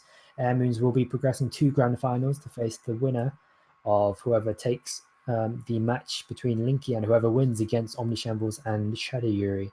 So Omnishambles Vega, see how he can progress against the Laura of Shadow Yuri back in losers here, and we will be going for a first to three again here. This will be first to threes from now on, all the way into grand finals. So Omnishambles, as we've seen quite a few times before, and we did stream his top 16 match again. And we'll see how he copes against the Laura. The Vega-Laura matchup is subject of a lot of debate. As I've said before, for all the Vegas, Laura's tend to be a very bad matchup, and for the Lauras, Vega seems to be a very bad matchup. So not really any agreement there from any Vegas or Lauras from either side. Go on then, we've got a few seconds. What exactly makes the matchup so bad for Vega? Because I don't think I've heard you explain it yet. Because a lot of the time it's like personally, I think it's actually pretty even. Yeah. Just to balance out the two, because Vega can neutralize her fireball fairly easily on reaction with the slide and stuff like that. Yeah. But basically, once Laura does get him into the reset mix-up situation, then he doesn't have that DP to defend himself with. He doesn't have that much to defend himself with. Once she does get the fireball off, if she does get the fireball off in that pressure, so I think it's fairly even. A lot of Vegas will probably disagree, but a lot of Laura's will probably disagree as well. So we do have Shadow and Omni Shambles, both German players, so they should have a fairly solid connection here, both in the lobby. So we'll get those on the ways in this first three of this top 8. And it'll be interesting to see how Omni Shambles adapts to Shadow Yuri. For a lot of Vegas, the game plan is to keep them off you basically with Laura players, but we've seen Omni Shambles really willing to take the claw off and just go full offense, and that can be an option against Laura if you get the knockdown. But like I said, a lot of Vegas are content with just keeping Laura out, so it should be interesting to see the game plan from Omni Shambles as we go on the way with this loser bracket match. Round 1. Fight. And here we go. So Omni Shambles keeping the claw on. Nope, taking it off straight away. Goes for the claw off, and I think he's going to try and get a full offense going on Shadow Yuri. And Shadow Yuri not really making the most out of the medium elbows to get the reset off. But Omni Shambles being a bit more patient than we've seen in there. Good. Some nice blocks from Omni Shambles, but does get caught by the command grab. And I think Shadow Yuri is quite wary of what Omni Shambles can do with that Vega, because once Vega wins that neutral battle, then it can be very hard for Laura to try and find a way in. But we've seen there good use of V-Trigger from Omni Shambles. We did comment before about how he wasn't using that V-Trigger enough, but it does seem like he decided to use it probably a bit earlier next time in the match. But Shadow Yuri does take this first round in this first of 3 set. So Omni Shambles seems comfortable with his claw off. I think claw on would also work as well, but once he does get this knockdown, decides not to convert that target combo with the EX Barcelona. But has got Laura in the corner now. Remember, just really walking forward and pressuring those standing mediums. Very good pressure tool for Vega. He just stepped forward quite well when he's got that. But baits out the V reversal, does block the V reversal, doesn't get much off it. But he's again sitting on full V trigger and full super. I'm not sure if he realizes just how often his resources are stopped here. But do remember that Vega can't really get away with any raw flying Barcelona against Laura, because they can instantly shut down their flying Barcelona with the heavy punch from Bolt. Just eats the command grab. And that's Shadow Yuri 1-0. Again, Shadow Yuri with these command grabs, he's been really on point throughout this tournament. It's just one thing I've noticed about him. He seems to really know when to go in and do it. Yeah, we'll see if Omni Shambles can adjust with implementing a bit more jumping to his game during those mix-ups. And it'll be interesting to see if Omni Shambles can pull out a few command grab mix-ups from himself. He did have an opportunity there to slide to interrupt that fireball, but didn't manage to react in time to the fully charged fireball. And here we can see the pressure from Shadow Yuri. Goes for the V skill. Omni Shambles getting hit by the overhead, but does get a nice tick throw. Tries a throw loop, but it doesn't quite work out. Nice tech from Shadow Yuri. Really nice escape from the pressure there by Omni Shambles as well. Knew when to press the button. Shadow Yuri just sort of content to take those jump-ins as well, not really anti-airing. Especially against Vega, that heavy bolt anti-air can be really good against Vega, as I said before. you can completely shut down their flying Barcelona attempts purely because of that single move, which is one of the reasons why Laura's tend to be quite strong against Vegas. But he's opting to take the claw back on now. Doesn't I have think he to wanted get to, I jumping. think he wanted to keep her out for a second there. Puts himself in the corner and then another command grab to finish the round off. Yeah, he needs to start implementing some neutral jumps to the game now Yeah. because he's getting caught out by them a lot. Be interesting to see if he can get any command grab mix-ups going, as I said. But Omni Shambles can convert a lot of damage off this because he does have the full super stocked. Be interesting to see if he uses the EX or the super to get the damage. Doesn't convert the super off there and does another unsafe roll, but No not punished by Shadow Yuri. Not sure if they realise that that medium roll is unsafe. Well, I did see Shadayori try and punish before with jab and light elbow, but don't think he realised he could actually get quite a bit more off it if he knew. Yeah, it's fairly deceptive just how unsafe it is, but Is that stand light kick into critical heart? I think that was a low light kick into That straight was nice. into the super. And that But nice wake up option from That Shadow was Yuri. He does hype. convert that super very nicely. And again, Omni Shambles sitting on full V trigger and full super as they lost that game. You never really want to be sitting on Yeah. that many resources when you're taking a loss, but If Omni you're Shambles not- does really need to adjust here. If you're not going to throw out the critical heart at some point, why are you sitting on the meter? Just use the EX. Meter is pretty much free in this game. Yeah, it's especially with V trigger, especially with a 2-bar V trigger, you should be expecting to get 2 of those per round, really.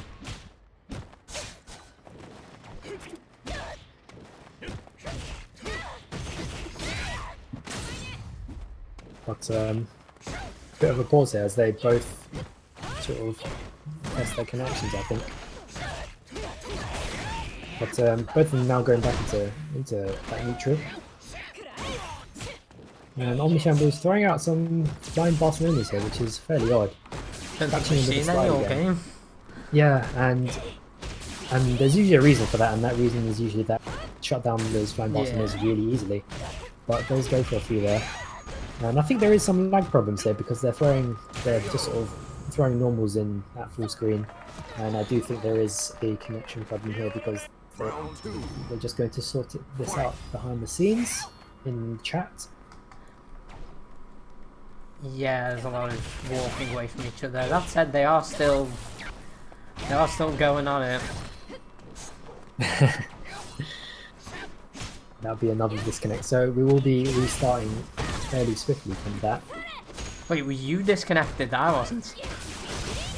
Oh, I was disconnected. Okay, so Aduku's been disconnected again, leaving me to solo commentate.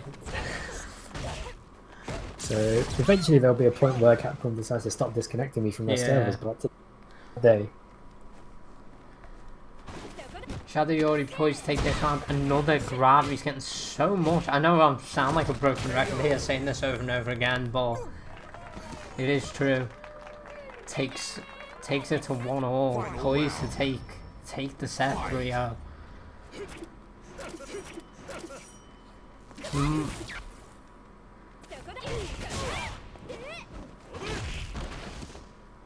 Just gets the full screen slide from Omni Shambles.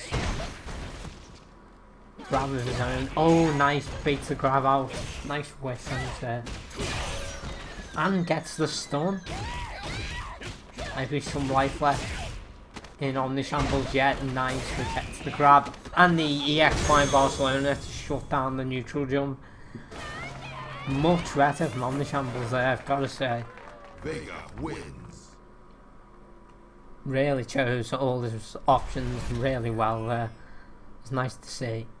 It's always nice to see a bit of adaptation from players during matches. No one likes to see a stomp. So, 2-1.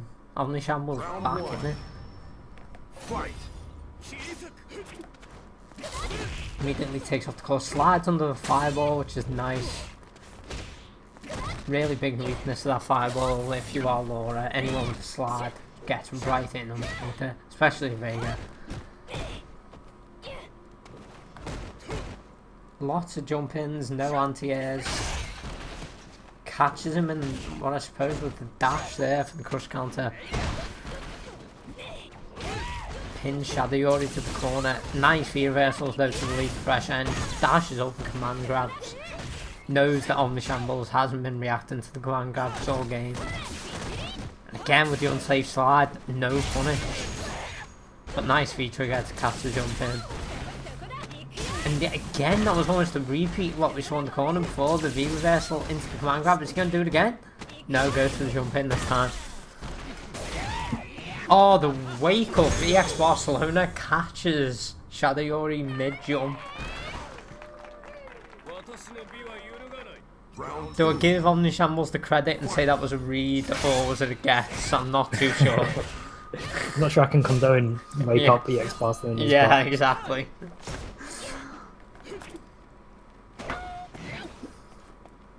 He used Barcelona to get on the other side. The unsafe slide again, not punished. Just nice poke with the medium punch there. Yeah, the one thing they're missing out on damage on is not punishing enough with full punishes, not making use of those. And again, he's not really noticed that. Again, I keep saying this, but he's not noticing it. But the full V trigger and the full super will stop, and he has the opportunity to use it at any point now. And he can convert both of them for full damage. Doesn't make See, that at this point safe. though, you could say he's saving it for the next round. Yeah, Oh no, he doesn't. He just spends it. He just decides to use it anyway. But I'm certain that every time we talk about his resources, he goes ahead and spends everything. But to be honest, with his health, that might not have been the smartest idea. But he does take a life lead now, so... And it was worth it, he takes the game. I'm not sure if that was the wisest choice, but it did work out for him in the end. It was a bit of a risk, but yeah, it was paid a off. very big risk, but he does convert a lot of that damage.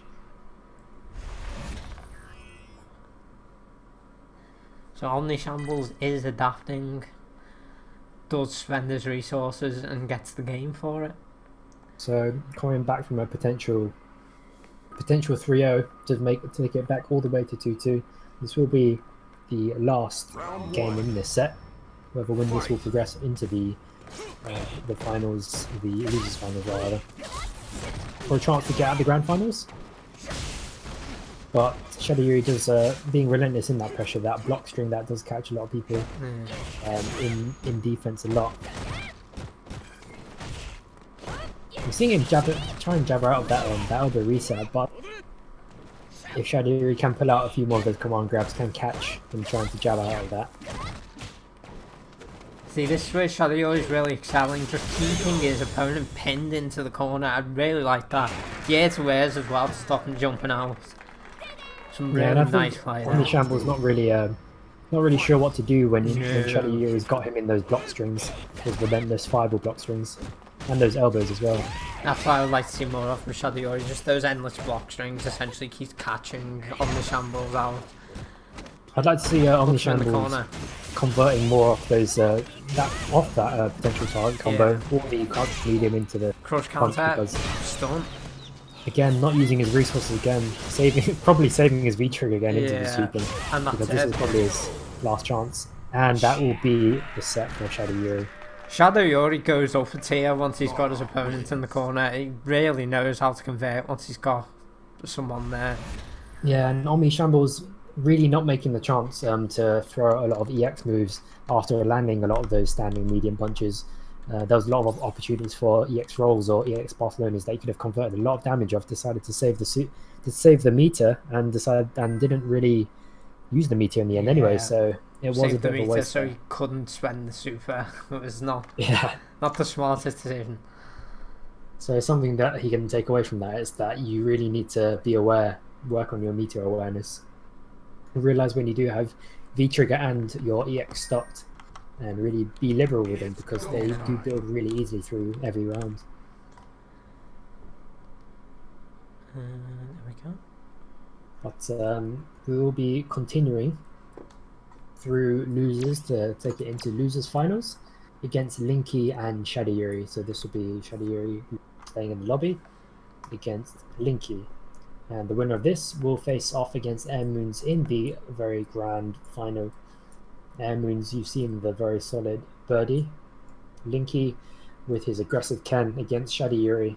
And we'll see how Shadow Yuri copes with that aggression, because There are not many options, and we've seen against Omni Shambles, they can collapse occasionally when they are put under pressure.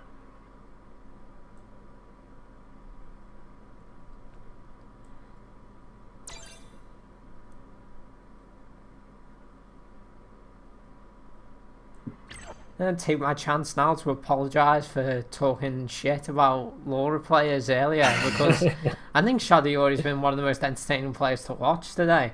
Him and wow, Air Moons, there we go. Been really entertaining to watch. Been a good Laura. It's always nice to watch a player kind of just evolve during the top 8. See what they were doing wrong or see what was working and carry on with it. Yeah, I think in top 8 it's nice to see because you get more opportunity to see people adapting and adjusting their game plans as they take losses. We've seen quite a few rounds already where they've completely lost a round or completely lost the whole game and then came back to win it, which is always nice to see.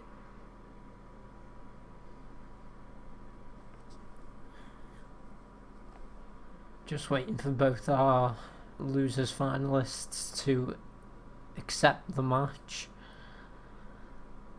Might be a toilet break or something.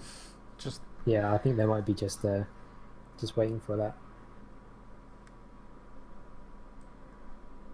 Just waiting for Shadiyuri to accept their invite to get this match started, and then we'll be moving swiftly on. And there we go. We're into the match. Well, we will be into the match, but interesting to see how his Laura fares off against Linky. Linky with, like I said, a very aggressive approach. Does like the odd random DPs as a lot of us probably expect from random tattoo, from random DP. But it has worked for him before, but clearly did not work for him so much against Air Moons, with Birdie having quite a few options against the aerial approach of Ken. We'll see if Shadiyuri can cope with the offense from the air, actually, because she does have the option of just completely shutting it down with the heavy punch bolt. And it'd be interesting to see how she deals with someone coming in from the air instead. Because we did see a lot of missed anti-air attempts, or anti-air opportunities rather, from Shadiyuri against Omni Shambles just in the match before. Round 1. Wait, we're on the Halloween stage. So festive mood here as we start on the Halloween stage. And remember, Linky does like to run a lot. He does like do a raw run into get into his opponent. And we're seeing here trying to get their offense started, but again we've seen Linky just interrupt any offense and basically steal the turn. Throw the DPs out. Yeah, he's really not content to just wait for the turn. He wants to get his turn straight away, as a lot of Ken players tend to do, to interrupt the turn taking of hits. This is how you know Linky's soon to be gold. He's already evolving his gold Ken, DPing mid block string. That is the hallmark of the gold player. If you know how to DP mid block string, then you'll be all set to get into gold. But just on the cusp of taking it here with that DP. Oh, the command very, very effective. Nice with the V skill. Trademark Shadiyori at this point, the command grab to close the round out. Yeah, I did think he was gonna do a DP there just to interrupt it and finish off the round, but obviously we might have feel confident enough. Disconnect. And that will be a disconnect again. But that should be around to Shadiyori, unless that will be around to Shadiyori. Yeah. It's go time. We will try and replicate that as best we can, but it's fairly straightforward there. That'll be around for Shadiyuri at the start.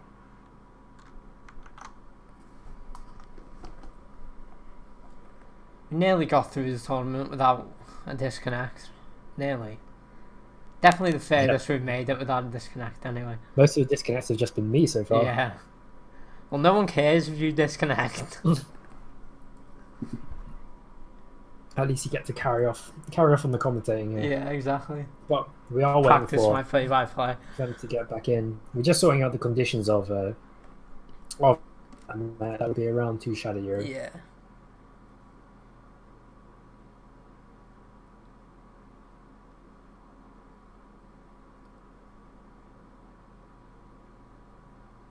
But we did see some hallmarks of Linky's play. A lot of interrupt,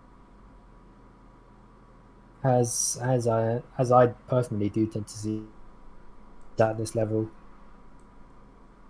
have to be careful when you've got them in the corner and you've got them cornered like that, because they can just the DP and they know how to. So it basically adds another layer to their defense. So 50-50s suddenly become 33s and 33-33s, which is a drastic reduction in like probability.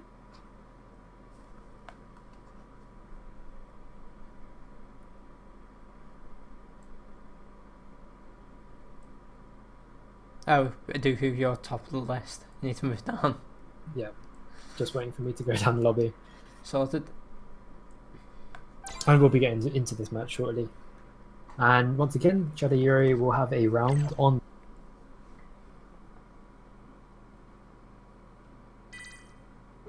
And it was just the first game, so they are still going to go in the game. Linky's Shadow Yuri rather is going to spend some time beating on Linky, I think, in this first round.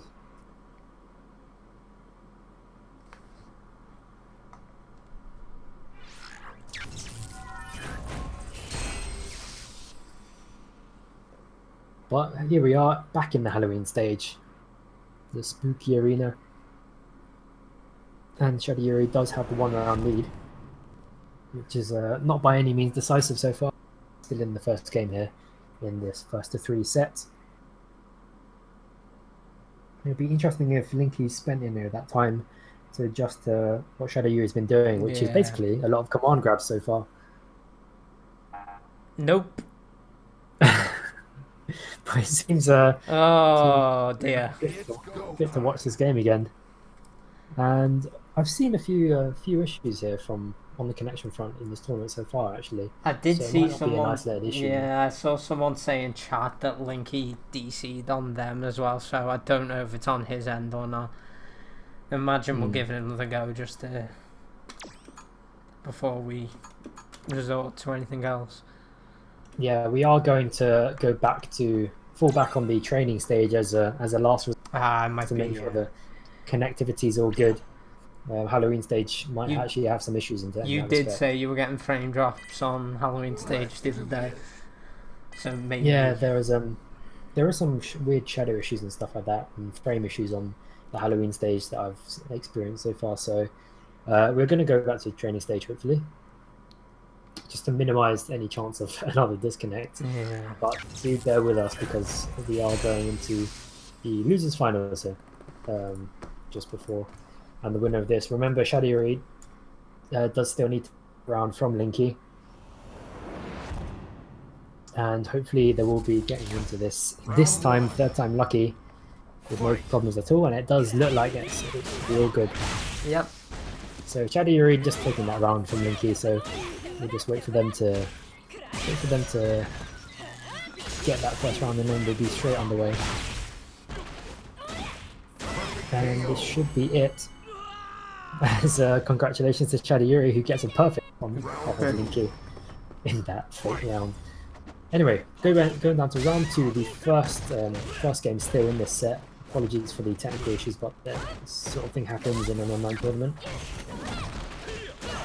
But nice block Shadow Yuri again with the offense. Yeah, nice blocks with that V-skill. I think he's been caught with that before. Yeah. I think they're getting wise to that V-skill overhead.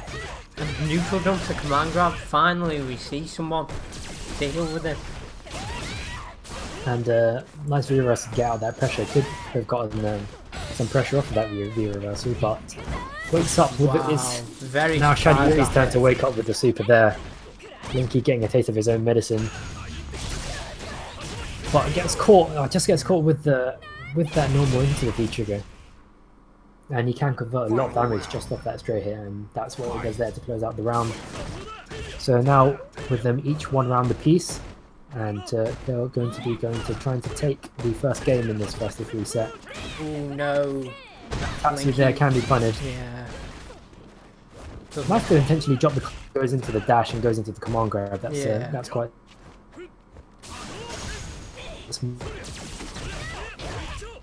expecting that a lot. Yeah.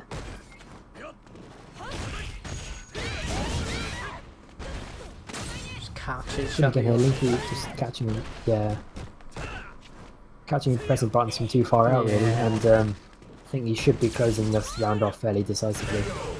Yeah, so where's finisher? Yeah, I like So he will be taking the that first game in their set. I like the neutral jumps from Linky there. He kept catching Shadowori, running in, pressing buttons. Missed 1 or 2 command grabs with it as well, so definitely nice to see that. Yeah, especially against someone like a Ken player who they basically their offense depends a lot on if they can hit confirm off a straight hit. You really Yeah. don't want to be caught pressing buttons against them.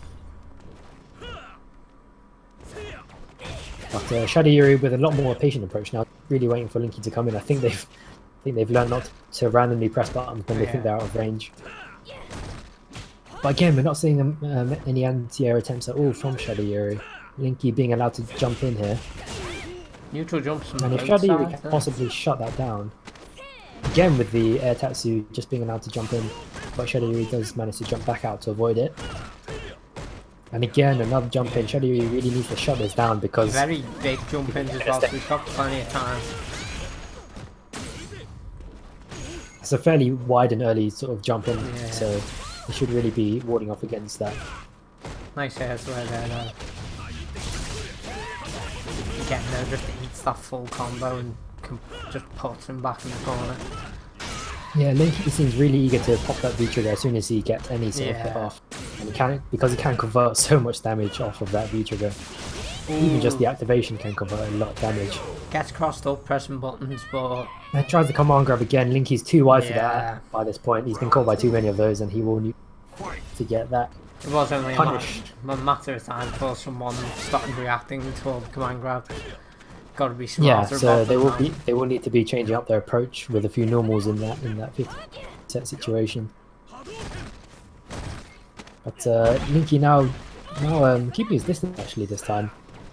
Just making sure that Shadowori doesn't really get too confident in their aggression coming in. And I think Linky comes in to sit back and try and get a hit confirm off a straight normal, off any sort of rip punish that they can get. And again, being allowed to jump in for free from quite far out actually. But Shadowori just throwing away a couple of things they were trying to tech. And Linky with hit confirm there into the Tatsu, goes for the overhead and captures him with it. Now Shadowori and dangerously low life here. Ooh, tried to mix him up a second time, but didn't connect. I think Linky was anticipating the command grab there, but it didn't work out for him anyway. And the throw, which doesn't do much damage in Nero's case. A lot of other characters would have killed him with a throw from there, but Again, Linky with the raw Tatsu and it costs him the round. He really needs to stop. Fight.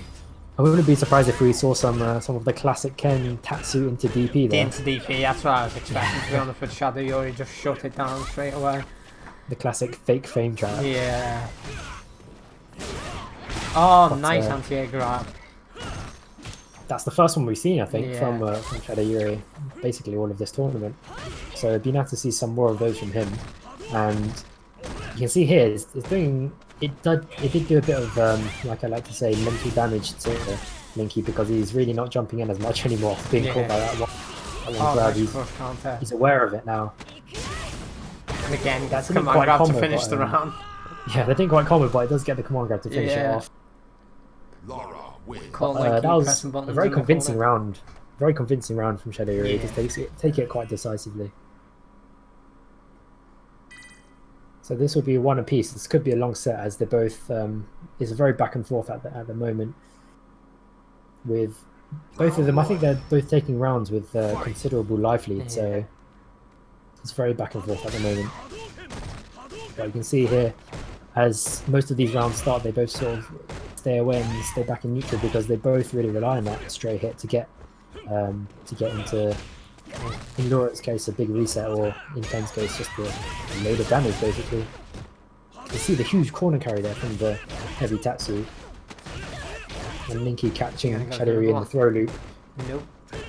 I did think he was going to try and go I for the did third too. one, but Oh, it doesn't that's just punish the the command wing grab. grab. Doesn't get the punish off. That could cost him the round here, but he does get the wake up DP. We've not seen too many of those actually from Yeah. him so far. I see. So he's being fairly wise with his wake up options actually so far. Fight. And again, both of them facing off, happy to stay in neutral a bit, but Linky back to jumping in a lot basically. Not seeing an anti-air so far this in this particular game here from Shadow Yuri. Links up with that 3-frame Tatsu, but isn't punished for it. And that heavy Tatsu carrying her all the way into the mid screen again. And he's going back to running a lot now. Shadow Yuri not doing much to react to it. I think they might be trying to punish something, but pushing some, yeah, like he pushed some very weird buttons, medium kicking, roundhouse, and then into a DP with no I think they got a bit fluttered by the that mid-screen aggression from Linky, the very long block string there. Nice dash up command grab though from Shadow Yuri there. And they're both on dangerously low life. That's the host has left, I think. I think Arabas might have been disconnected, which is our TO that's taking care of these lobbies. That was a very close round, actually. Really sorry about this, guys. I'm getting screwed by Capcom a lot. Was that a round apiece, that game? I'm hoping they remember, because I don't. Chat, what was that? Was that a round apiece? I guess you can see the stream replay. That's I think that should be about a round apiece. If I'm watching this stream catch up, we will be trying to replicate the situation as best as we can.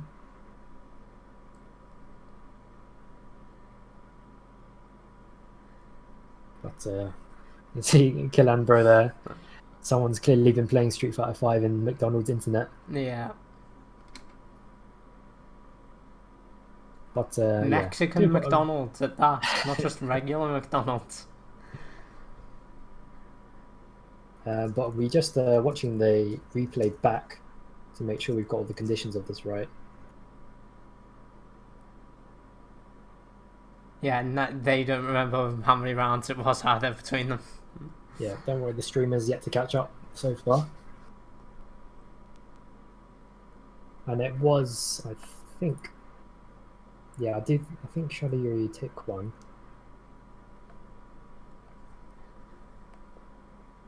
No Web Lagoon, nothing will kill the stream. The stream is eternal. Check the tapes, exactly. Well done, well said, Shadow Yuri. I think no cheating here. From what I saw on he finished with a command grab, Bryce. Yeah. Oh, come on. Shadow Yuri, I think Shadow Yuri took one, and then that was one down to Shadow Yuri. Yeah. And then they were both on low life, so I think we could try and replicate that. I think leave that. Well, I guess that would be their call, maybe. See what they want to say. Yeah. Yeah, one round. How the fuck did Capcom do ranking events online? That sounds like an absolute nightmare. I can't imagine how much of a hassle CPT online would have been. It sounds like the worst idea ever. I can't actually believe those were successful.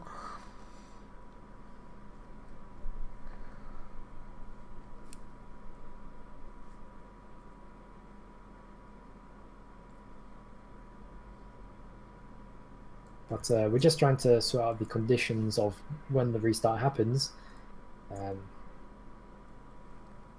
before it cuts out. Chat, we're at 45 viewers. Everyone go share this stream. I want to break 50. The NA stream at the weekend, I think, got 80 plus, maybe 100 plus actually. I know we're not going to beat it. Yeah, we're not going to beat it, but I'd like to get at least 50. So go spam Reddit. So far, so. Go spam Reddit, but don't tell them I sent you, otherwise they'll ban me. But we have all agreed that they will take they'll give one round to Shadow Yuri, but they will start. They've agreed to reset the whole thing. Right. Shadow Yuri did take this opportunity to go for a quick toilet break, but they are back now, and Shadow Yuri have one round. I can understand the game quitting when one of the players loses connection, but why the fuck does it disconnect when the host leaves? I don't get what, like... Oh, Potato Internet Capcom, sort it out. That's like 2006 style online gameplay, that, where it used to be peer-to-peer. If the host left, everyone left. Yeah, it is fairly bad, but we'll be going into this, and we'll see another repeat of replicating these conditions as Linky has to give Shadiri another round. And I think they are 1-1 according to the stream overlay, in terms of games taken. So Shadiri would have been on the cusp of taking it to 2-1, but they will restart with full life in the second round once Linky gives Shadiri a round here first. Nope. Wow. Unless this, if Capcom eventually what lets happens us, if this trust me, we'll carries be on? going with Because this match. yeah, but we just gotta keep going until it works. Thank fuck I ate before. I would have been starving. Back of the queue. But they don't seem to be able to carry on with this set so far. So we're just trying to figure out what we can do with these conditions, because from what I've seen, flip a Shadiri coin has at always had this a point. solid connection so far.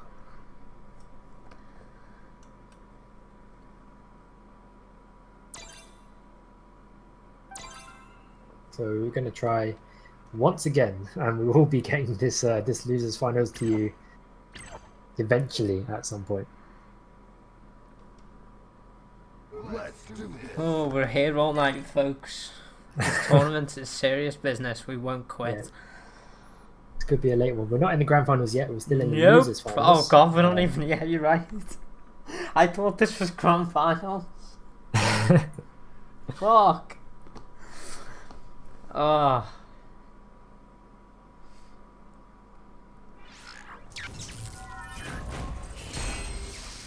But here we are. We are attempting to finish off these losers finals so we can get into grand finals. Bunch of technical issues so far, but hopefully this should work out. Round Oh, one. thank God, it started. And here we go. And Linky will be giving Shadi. And as soon as we get that, we will be underway with the set. With the second round of the third game here in this particular set of the losers finals. Shadiri displaying his command dash tech, secret tech, to get the perfect. Yeah, that secret Laura command dash there. Fight. But we will be going into a full round here, both of them agreeing to start on full life here.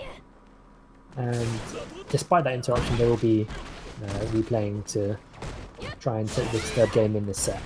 There's that DP again through the block string.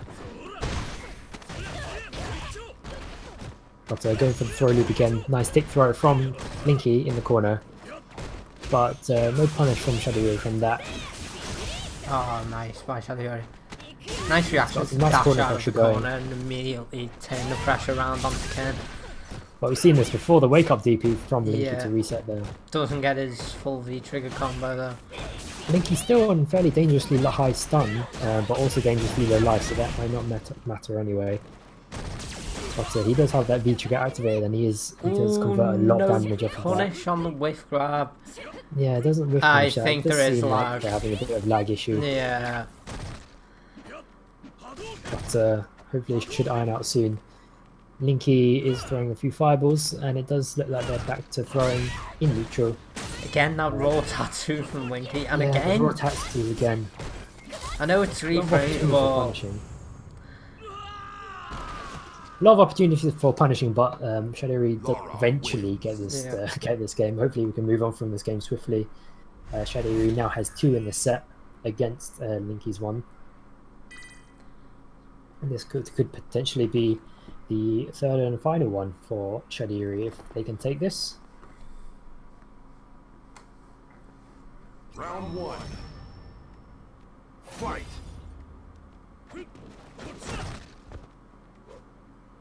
And both of them just adjusting to the interruption so far. Yeah, just it's trying not to straightforward. get their game plan just back on the way, trying to get their mentality back in, to trying to take this set. It has been a long set so far, so they do have to display their mental fortitude here.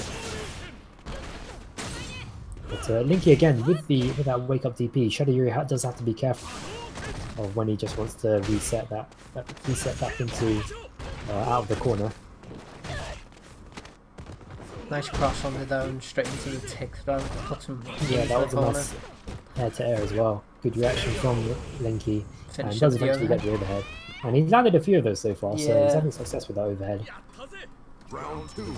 And Linky with the chance to take it to 2-2. And Shadow Yuri, if he can take this round, he will be around the way from winning the whole set. Getting a lot of damage out of that stand roundhouse. Can stand roundhouse really good. Doesn't seem to take advantage of that crush counter though. No. Not making the most of this this potential damage, which again, a big source of lost damage for people is punishes that go well unpunished really. Oh, that Optimal was or a missed combos. nice amount of damage there. Misses the V trigger conversion again. I think they should know from now, Shadow Yuri, that Linky can and will wake up if they feel under too much pressure.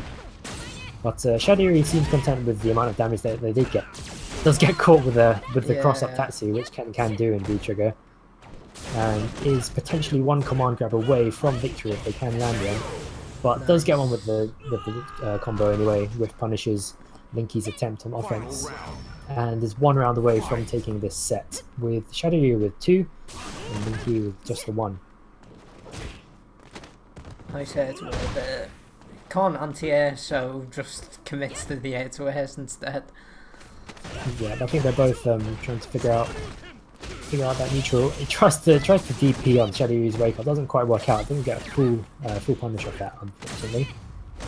Just goes for the run up tick throw. We've seen quite a few of those from Shadow Yuri just onto it.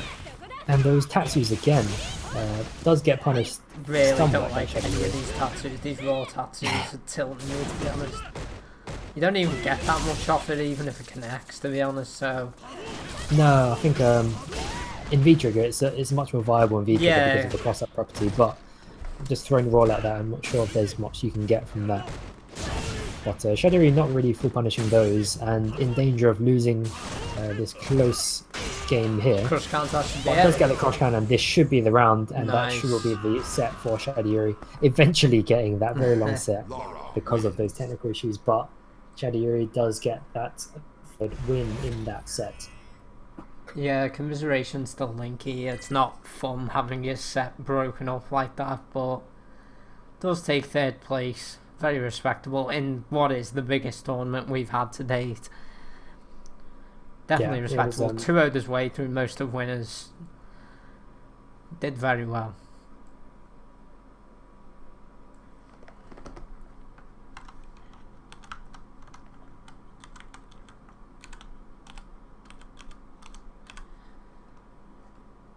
But I think at this point it's I think both of them are just happy to get this set over with and move on, whether it's out of losers or through into the grand finals. But we will be progressing in the grand finals here. This will be between Shadow Yuri and Air Moons, continuing on.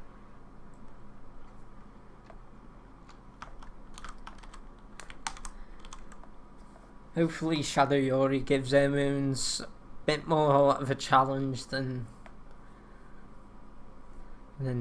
Linky did. Yeah, Hoping not Linky to had see a lot another 3-0 stomp. a lot of trouble with with Air Moons just staying really calm under pressure. You can tell he's being under pressure is not exactly alien to him. I think a lot of birdies do get that situation a lot. We did see Air Moon's 2-0 Shadow Yuri earlier. It wasn't the greatest game for Shadow Yuri, so hopefully he's adapted. Has a bit more luck this time round. Saw a lot of those raw elbows, and he kept dashing into cans and bananas. Really can't afford to be doing that. Same with his command dashes. It's just going to completely shut that aspect of your game down. Yeah. But we'll be going into these grand finals it did take a bit of a while, but we did get through that losers final set, and this will be potentially the last set in this grand finals if Shadiyuri does not reset the bracket.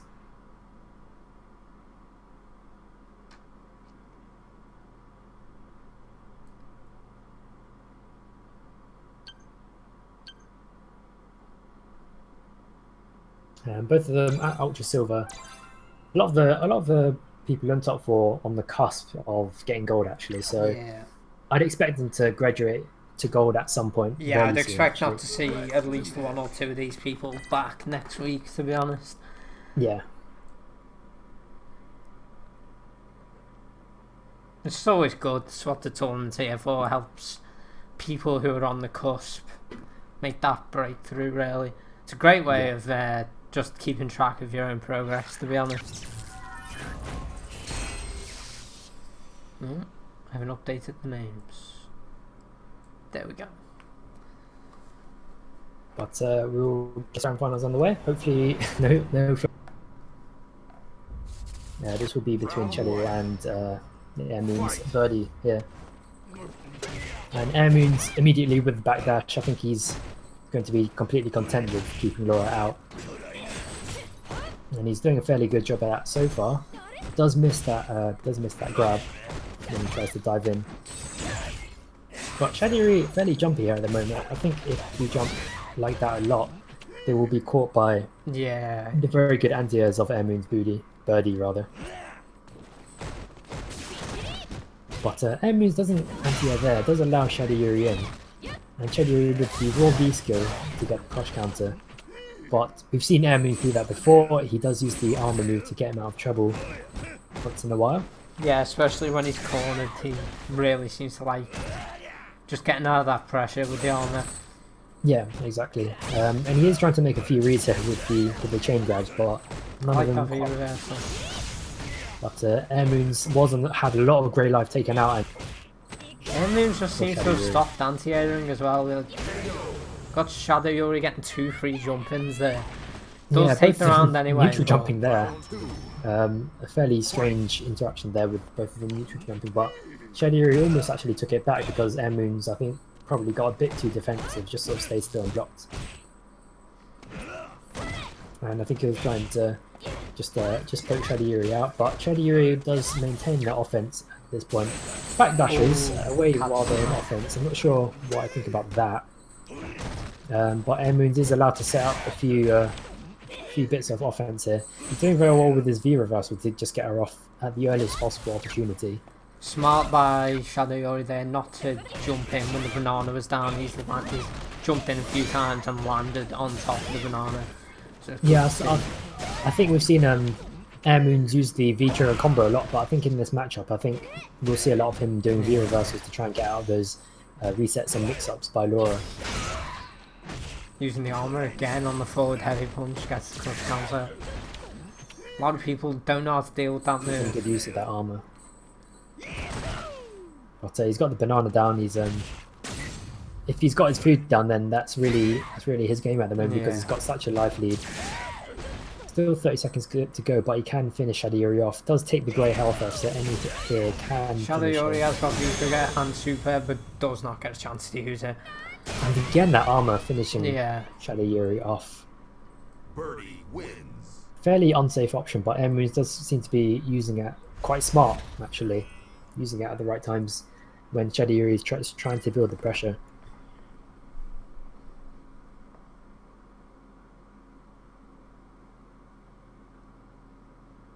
But he does take this first round, or the first game rather, in this grand final set. Shadow Yuri with a bit of work to do to try and reset the bracket here. Airmoon's 1-0 up. And again, Airmoon's not really anti-airing that much.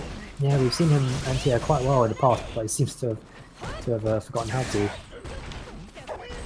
Nice banana there, just to trip Shadow Yuri as he dashes in. I've seen him dash in, tries to hold that chain. But he does eventually get the grab to reset her into the corner. Command grab, so much damage.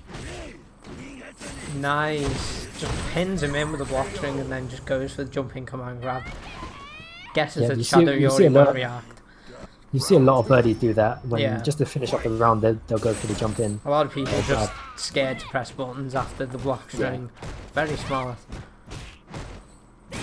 So once Shadow Yuri is on low life, they do need to be of that jump and grab because it is fully reactable. It's just you don't really anticipate it when you're busy blocking his relentless buttons in the corner. But now it's Shadow Yuri's turn to get air moons in the corner. Again, no anti-air. He was trying to poke her out there. Nice air to air from Shadow Yuri. Does take him out of the air into the reset. Oh, that was a nice reset command grab, and that One almost hit. gets a stun. He gets it. That was really nice play by Shadow Just needed a Yuri. little tap to get the stun. That was a very nice sequence of resets from Shadow Yuri. Again, if Shadow Yuri can get his opponents into the corner and get those resets started. That being said, he has done the same side reset every time. So I'm wondering if Air Moons will realise that if he goes for it again. But Emi's being a lot more aggressive there. That command grab doing a lot of damage. And now it's Air Moon's turn to get Shadow in the corner because Air Moons has been a lot more aggressive this round.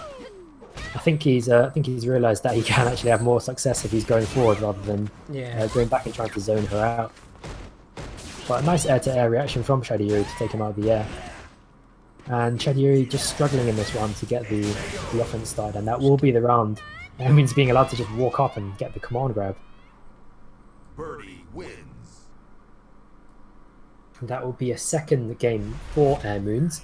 This could be 3-0 if Shadow Yuri can't stop Air Moon's relentless assault here. You've seen Air Moon's change his game plan here. A lot more aggressive actually. Not just walking back, throwing down the food, definitely taking the fight to Shadow Yuri. But Air Moons does have the advantage at this range in neutral, in Fritzy's range, because his buttons can go very far, do outrange that of Laura's. Nice anti-air, finally. And we finally get to see the anti-airs that we saw before. He has before been very solid on his anti-airs. Smart there on the buttons as well to stop. And again, Shadow the anti-air, I think he's remembered how to anti-air this time now.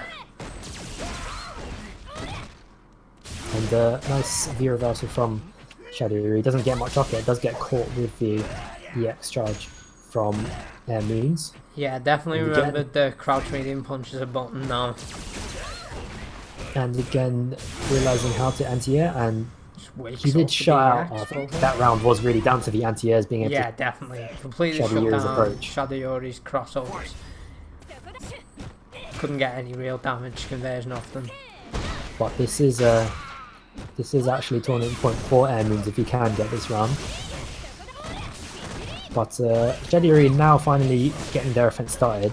It does take a while with a lot of Lauras, but once they do get started, they do convert a lot of damage off of that. Nice And reversal. Just to get Air Moons does manages to take her back down to around half life to make it fairly even on the life. But Shadow Yuri now being a lot more aggressive. I think they've realised that they don't have that much to lose now with this round in danger. One more hit to tie the rounds off. Does try and throw, does just about whiffs the throw, just a little bit too far from Air Moons to get that throw off to finish off. I really the don't round. want to see him jump here. Yeah, there we go. Slightly too far for the anti-air, and does catch him with an empty jump into crouching light, which worked for him there at least. Let's see if Shadow Yuri can take at least one game from Air Moons. We've seen them come back before, and let's see if they can come back from a 2-0 deficit to stop them from taking the whole tournament at this point, Grand Finals stage. But Air Moon's having a lot more success here, and this could be the tournament for Air Moons if he can get a really good offense started. He is sitting on full super, and he can finish it just in one super here.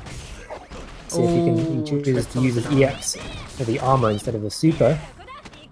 But Shadow Yuri immediately is using those 2 meters of their EX bar. Does get the crush counter here. Yeah, he's missed every crush counter punish this game. Actually, really needs to work on really that. losing out a lot of damage. But it does get the dashing command grab. Does eventually get that comeback. So He nicely done from Shadow Yuri. Yeah, he just went a bit crazy there and took the round. That was cool to see. Decided, threw caution to the wind and started pressing buttons. If Shadow Yuri can get that offense started, then they can be dangerous because they do damage in bursts. But if they can't, then if you can see Air Moons just shutting down the jump attempts Round 1. from Shadow especially in the last game. But Shadow does take it to 2-1.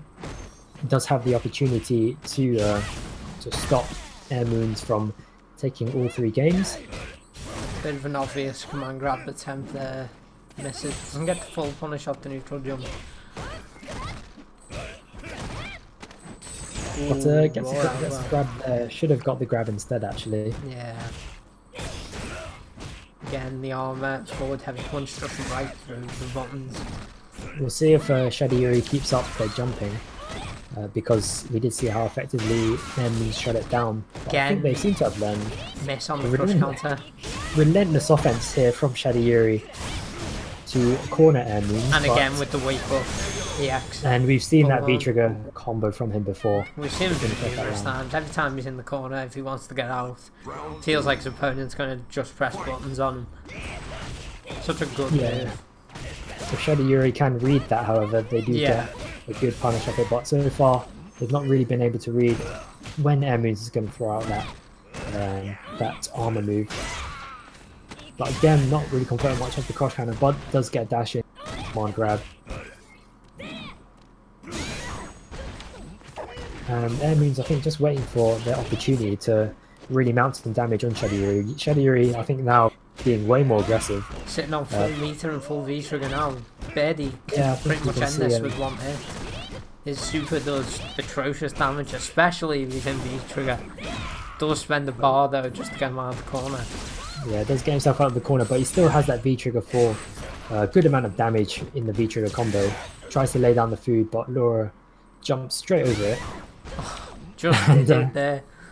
Just reads the timing of Shadow is light, I believe. Yeah. And punishes it straight away. But Shadow 1 hit away from getting this round off of Air Moons, and now they're both in danger of losing this round. Clever V reversal from the can, actually. I think they were sensing that Air Moons. 2-all. But Shadow now. Sorry.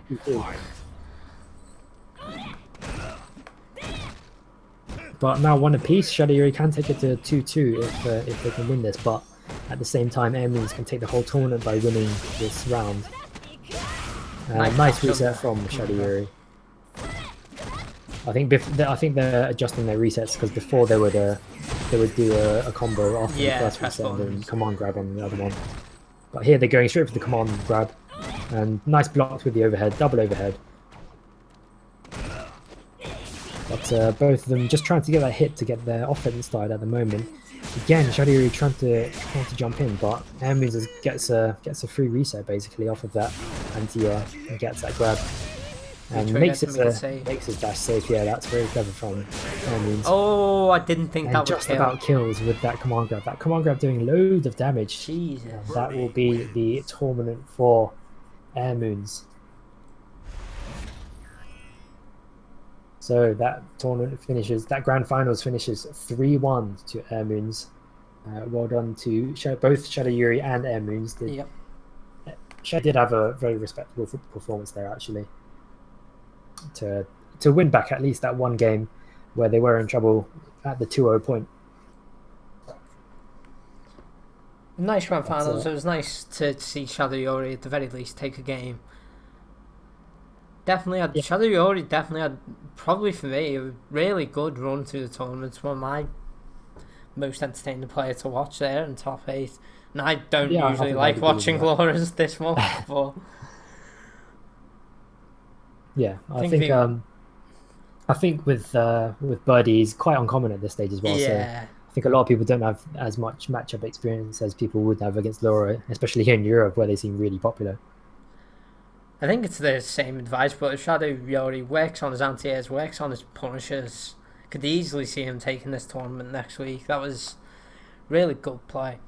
Yeah, I think there's one thing to take away is to, well, for one, stop their jumping so much against someone who can anti-air. Well, especially once you realise you're being hit by it constantly. Yeah. But also just making note. I think we say this every week now. Taking the most out of your punishes, getting the full amount of damage off it. I think not just in this match, but throughout the whole top 8, we saw people who could have won rounds if they had a make made the most damage out of their Yeah. full punishers. But nice games from everyone involved here. That was a good top 8. Apologies again for the multitude of technical errors, but that is the nature of these tournaments. We are at the whims of Capcom servers, so apologies for those disconnects. But we did get there eventually, following some fairly long sets. But well done from everyone who did manage to get into the top 8 and get through potentially to the grand finals. Seeing a lot of repeated names here, which is nice, some familiar names, and something that a lot of people, we did say at the beginning, but some people might have missed it, is that this is actually our largest turnout tournament. Yeah, I hope we get to say this every week. To be honest, it's the second week in a row now. This is the first time we've managed to completely cap our sign-up limit. So we weren't actually expecting to cap our sign-up limit. So we are going to be lifting that limit next week to greater than 32 players. So I think we had 34 in the end. Yeah, 34 sign-ups in the end, and so some people no, weren't 35 able to make actually. it 35 sign-ups. Yeah, 35 sign-ups at the end. So we will be lifting that limit. So no worries about if you can make it into the top 32 or not. And I think that might be the largest turnout of all the beginners and intermediates tournaments so far. Actually, largest with both EU Europe and America. Yeah. So really well done there, and I think we'll be seeing a lot of these names back in the tournament next week. Definitely. So yeah, so well done from everyone who got involved. I think we saw a lot of names from people who have joined recently. People who have joined recently, don't be too discouraged, especially if you did get 2-0'd. I think I saw some people saying that they did get perfected at some points early on in the first few rounds, but don't get discouraged from that. You do get a free replay from that, basically. Yeah. If you can watch that back, you can see why you got hit by certain things, what you were doing wrong, and hopefully in next week's tournaments you'll be holding up your own a bit better, at least. Yeah, first time I entered, I got 2-0'd both rounds out, but you go back, maybe watch your matches in your own replays, and there's a lot you can learn from these tournaments. It's really a great way to track your own progress if you're playing ranked in the week, and then to take it into a tournament against other people around your skill level. Yeah, it's just a really good way. And a lot of these people who do make top 4, like I said, do eventually graduate to gold fairly soon after winning or making that top 4 sort of spot. So it's a good bookmark point in your ranked career, as I like to call it. And you do get to go into making it into gold and further, where you'll get to participate in the general tournaments as well. So the tournaments won't be barred off from you from then. But yeah, for this week, that will be us. Congratulations to Air Moons, who is this week's champion, and Shadiri, who is this week's runner-up. And well done to everyone who participated, and we hope to see you not just next week, but in the chat. Just if you can actually organize sets with people that you might have lost to, or people that you wanted to play in the tournament. Just ping them or ping us. We've got mods and coaches here. I'll be happy to help you. So just participate in the chat and just participate just in general, and hope to see you next week as well in the stream, hopefully. And everyone go spread the stream so I get Twitch money. There we go. Alright guys, I'll see you all next week. Bye. Thanks for watching.